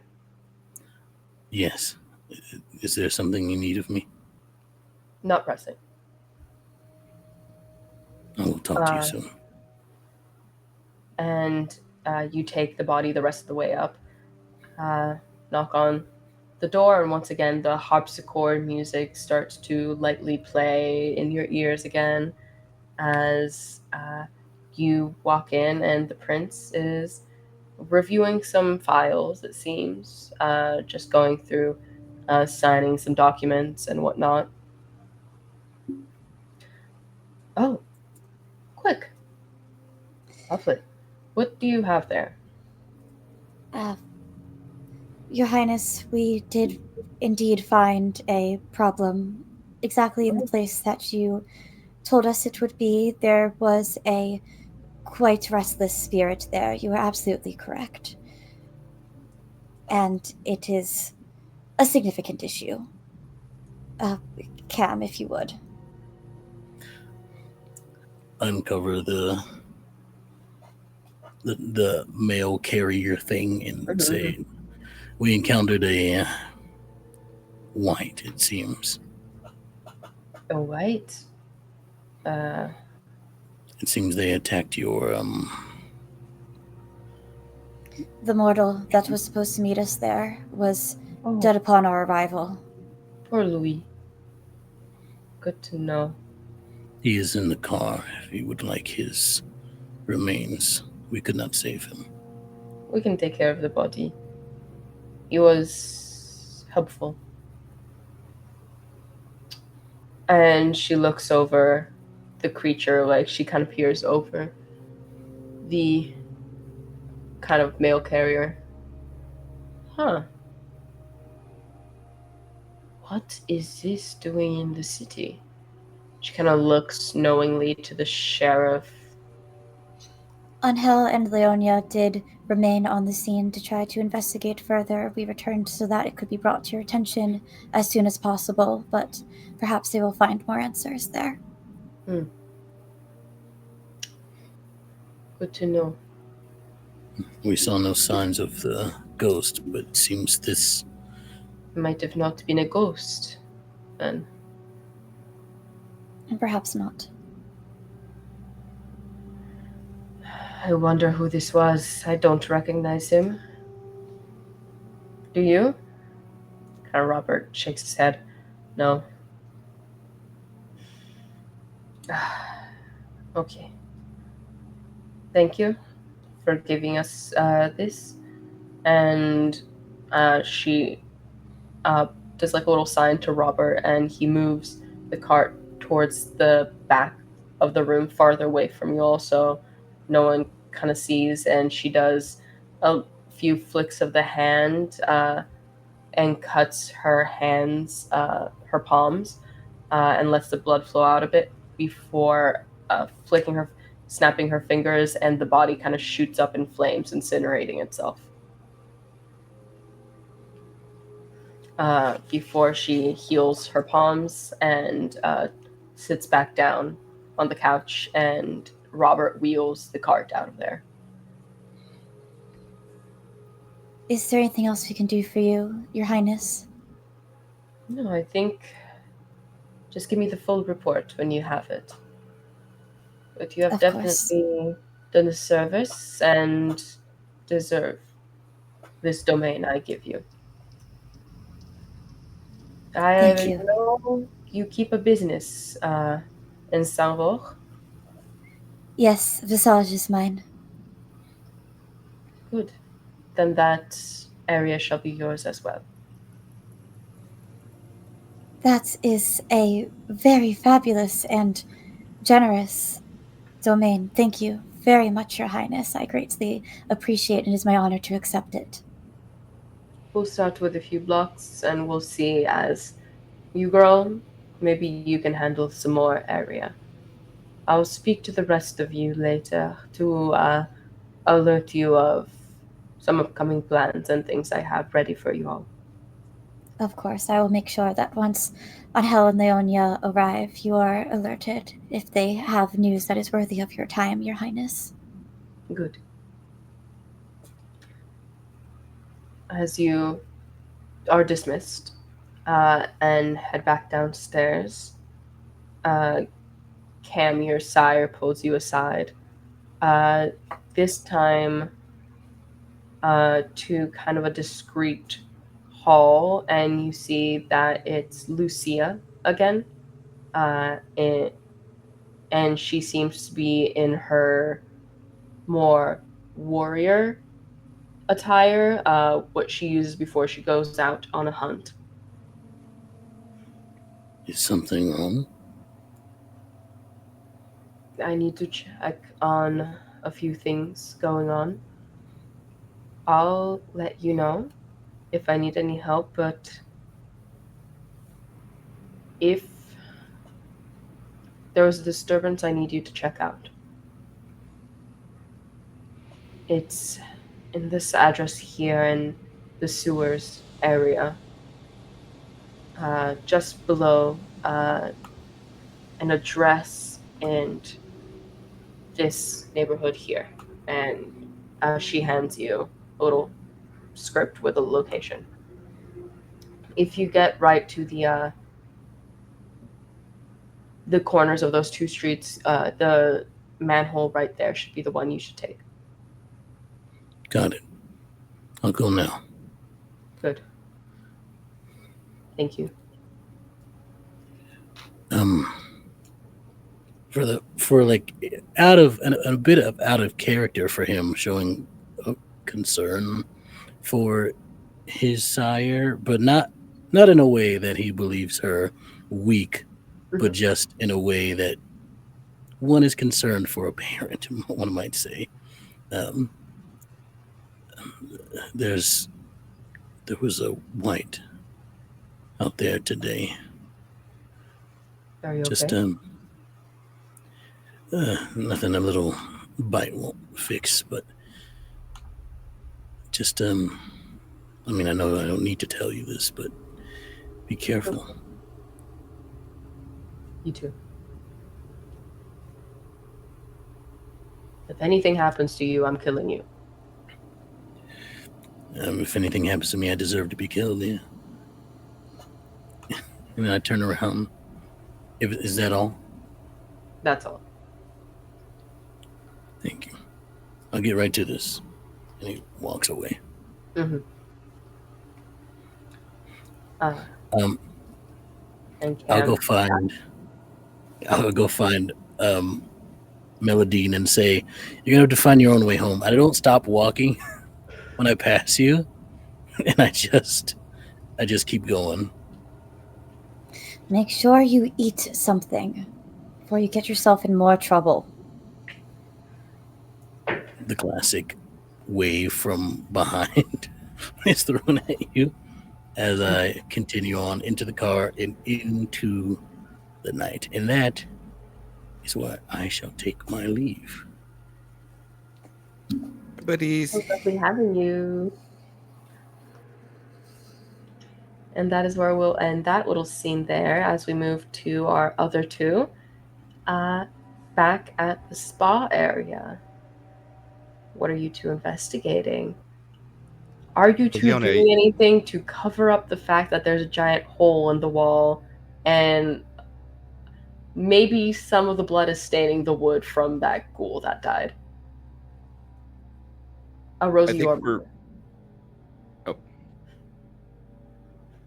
So the investigating is obviously a priority, but I just didn't want to hear them complain about the fact that they, well, it was Cam, it wasn't Mélidine. It was Cam, it wasn't Mélidine. How do we explain this? Because we did cause possibly just as much of a mess as we cleaned up. You'll see as Ángel is like staring at the hole in the wall and doesn't really turn to face Leonia. It's more like he's looking at it, but then says, so two things.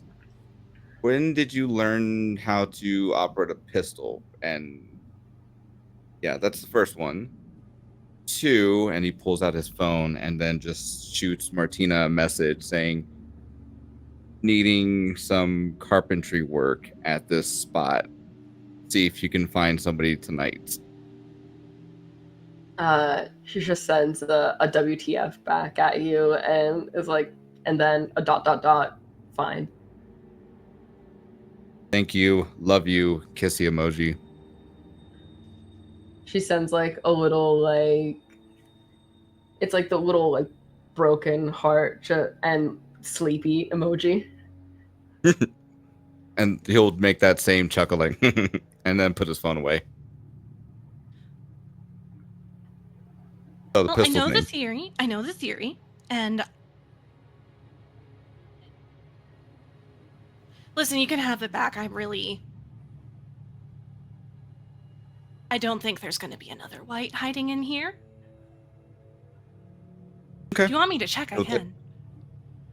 I think it'd be more comfortable if you had it just in case, and let's see if if your theory is just what is it? If application is holds up to the theory.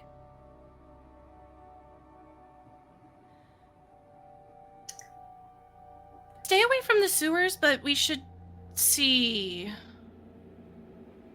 if we can. I don't know if we can find how they got in. They could have just walked in the door while it was open. Wait, hold on. Wait, who said anything about sewers? I'm going to try and find some cleaning chemicals to take care of the blood. Easy enough. You can definitely find a supply closet with all sorts of cleaning supplies. This is a spa. They keep it rigorously cleaned. You know how to deal with a biohazard, right? I do, but that also begs the question. I hand him some gloves. You know, I'm befuddled right now. One, what the hell's going on with sewers, and why are you telling me to avoid them? And two, what? You've piqued my interest, madam. I must know. I'm glad you asked questions. I don't know about the sewer thing, but Dana knows about the sewer thing. And okay, it's Dana. I understand this, and that's why I'm asking you. Like, do you know more that might be helpful tonight? I don't know if the sewer thing will be helpful tonight, but that is a way that this thing could have gotten in. Yeah. So if our looking around is leading in that direction, perhaps we revisit at a future date, or not at all.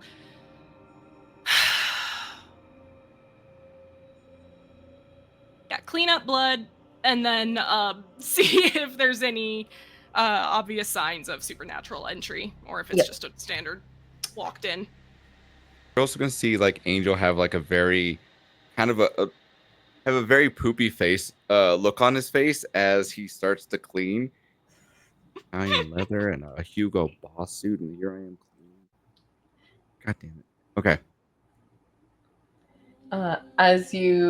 I won't make you roll to clean it. You clean it. Halfway through, Leonia like got up to get more paper towels and comes back also with a spa robe and offers it to him. We'll reach up, he'll grab it very reluctantly. It's just like, we'll like go ahead and use it.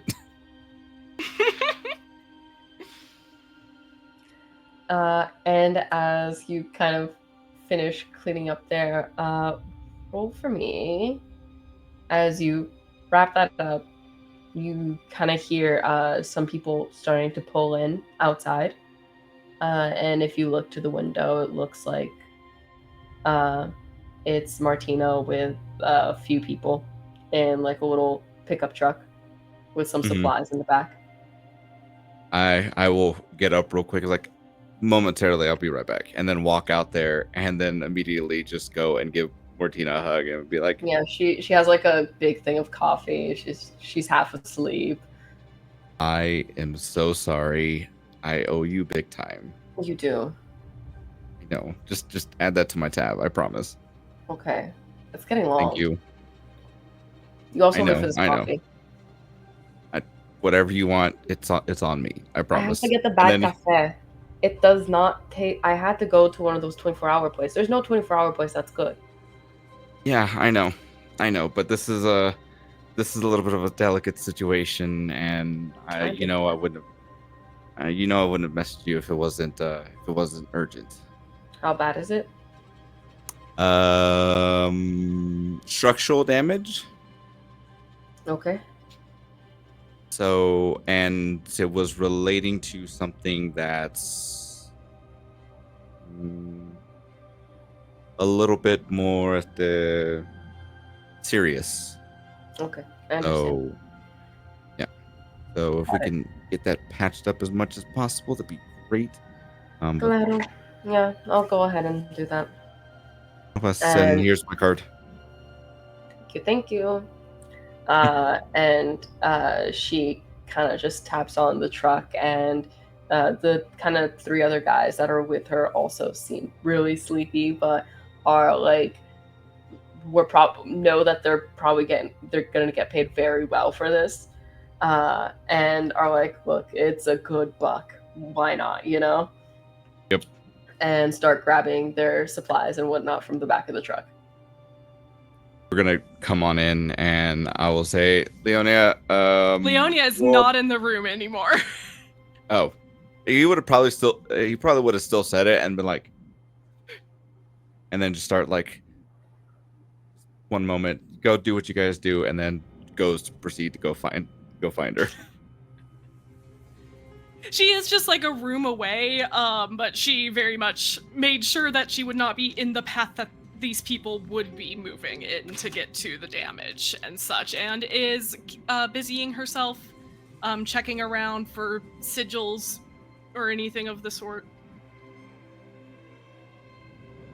You do hear a scream come from the bathroom.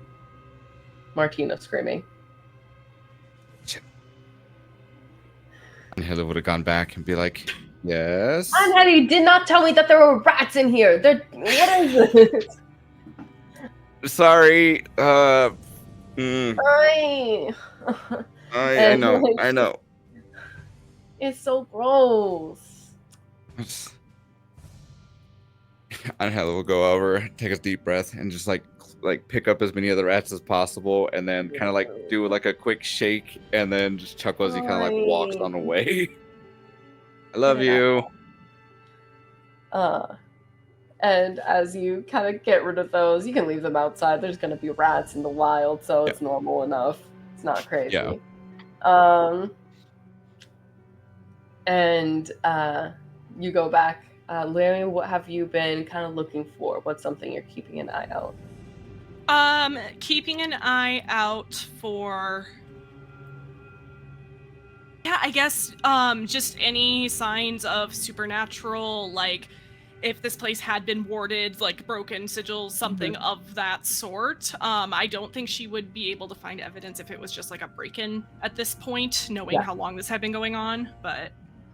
So I would say you had Sense the Unseen up earlier, so you can tell there are no wards currently up in this area. You could probably assume that a random spot probably wasn't warded, though. Yeah. It's quite a big of a hassle to ward an entire building, you know that much. So it's definitely specific places where they just want to keep it controlled or protected that they'll ward. Yeah. I don't think there's really much more we can find here. I don't know if I'm giving up too soon. Who is she? Are we gonna have to... If we have domain now... I don't know if we're gonna have to stay in that domain. I think that's how it works, right? Is she gonna be around? What are you talking about? We did the job. We will be granted domain. Mm-hmm. It's presumed that the Coterie in charge of a domain will be living within that domain. Yes. That's not that. Like, we're in charge of the area. We have to make sure we take care of it. Nothing stupid happens. We don't live there, but we still take care of it. It's like, what is it? Working out of town. What was it? Working on another side of town. You live in one other part. Okay. If you decide to move there, that's understandable. I get it. Closer to work, close. What is it? Work and home close. Pretty convenient. It can be the same. Exactly. So, are we? Have you been able to see if there's anything else? Any other There's indication? Not. There's not.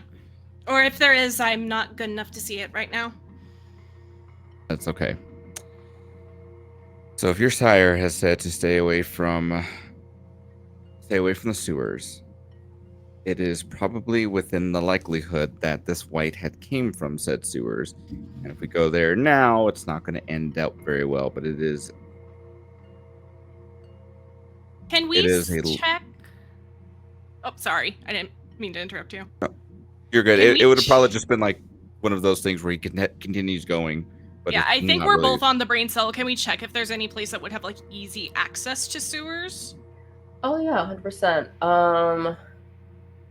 There's definitely a lot of, especially you're by the river, so Mhm. you both can find quite a lot of like storm drainage areas on the roads and in the parking lots and in the back here, just in case the water starts to get too high during a storm or something.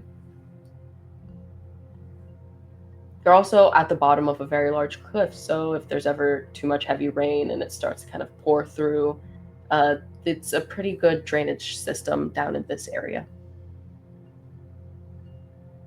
It's worth noting. But your sire said not to go in there, so our best bet, let's finish. I don't think you want to go in there anyway. And not in this. No. So we'll wait for them to finish. As long as we have enough time, we can shoot a message over to Mélidine and let them know where we're at with all this, and then we should be good to go from here. See what they know, and maybe call it a night and be We have have to our own walk domain. back. No, don't worry about that. Cut to us in a car, I assume. Yeah. And as you both eventually get back, we all kind of head into the Frontenac, and you can enjoy yourself. There's still quite a bit of night to be had, and the music is playing. It's light and lovely. It's starting to get to that point in time when most people have had their meetings or have done the business they need to do and are just trying to enjoy what unlife they have. And you see kind of some people coupling up and doing nice little waltzes and partner dances in the area of one of the ballrooms that have been reserved for Elysium. And it's nice. It's especially for the two of you that don't attend Elysium often. You might not get the sense that vampires ever try to behave so humanly, especially some of the older ones.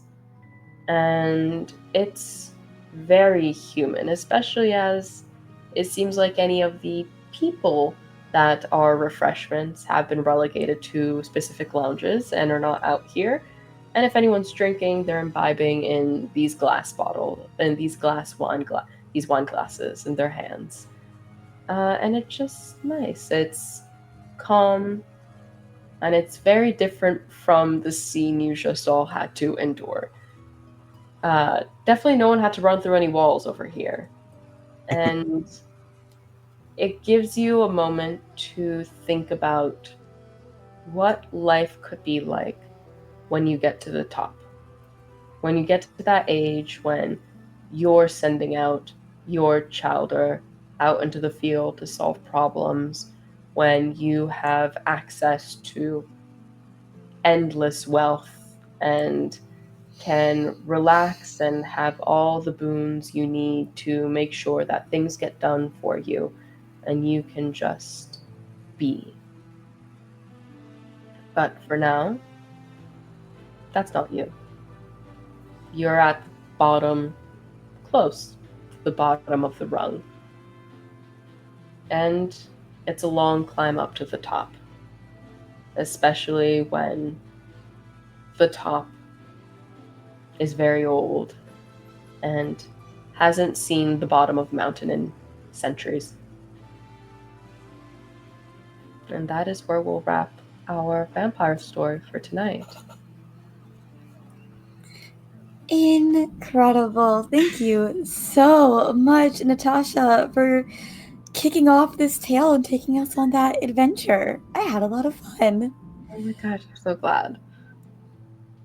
Well, let's go around and reintroduce ourselves. Please shout out any projects you have that you would like to call out. I'll be putting your links into the chat as you do.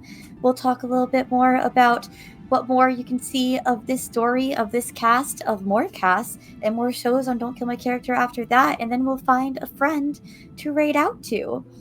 Rosalie, are you ready to go first? Sure, Tell us about I you can and go. where else we can find you. Please do. Sure can. Okay, hang on, gotta stretch first. Okay, Oh. my name is Rosalie. I use she, her pronouns. You can feel free to call me any shortened nickname version of that. I absolutely love nicknames. You can find me on all my social media at Rosatyrs, ROSATYRS, like Rosie and the little goat folk, and then you smush them together and you get Rosatyrs. You can find me on a lot of different places. I kind of bounce around all over the place, playing in a lot of different actual plays on a lot of different channels. Primarily, you can find me on the Tabletop Tale Spinners Network, where I play Sage on a podcast called Magnificence, a Dungeons & Dragons 5th edition dark fantasy horror podcast that is now an award finalist in Rainbow Roll Fest. That was a very fun, exciting thing that happened last weekend. That was 2 weeks ago now. Time's fake. Otherwise, coming up in a couple weeks here on the 25th, you can find me on Streaming Rainbow for the premiere of Canto 3 of Inferno, a journey through hell, where I will be playing the False Prophet. I am the third performer to take on the mantle of the False Prophet, and we are very excited to start our circle. We're in the second circle. That's the lust one, so it's gonna be great. After that, on the 26th, you can find me playing Thirsty Sword Lesbians in Games for Races. I don't remember the time off the top of my head, but you can find that information on Blue Sky. So follow me on my socials. I'll be posting all about all of it there. Amazing. Thank you so much. Justin, can I pass it to you next? Absolutely. Hey, everybody. Thanks again for tuning in tonight. I am GM Justin. You can find me on all my socials at Forever GM Justin. You can also find me over at Roll D5. That's ROLE_D5, where we specialize in playing indie TTRPGs. As far as projects are concerned, there's a lot of things we got going on. Next week, we potentially are looking at running a lore shot over at Rebels Without a Castle, where I will take the helm as lore keeper, running a Call of Cthulhu one-shot set in the high fantasy world of Vostra. And just because it is high fantasy in terms of what the players are able to see, doesn't mean that everybody within the world is aware of all of the magical things that are out there.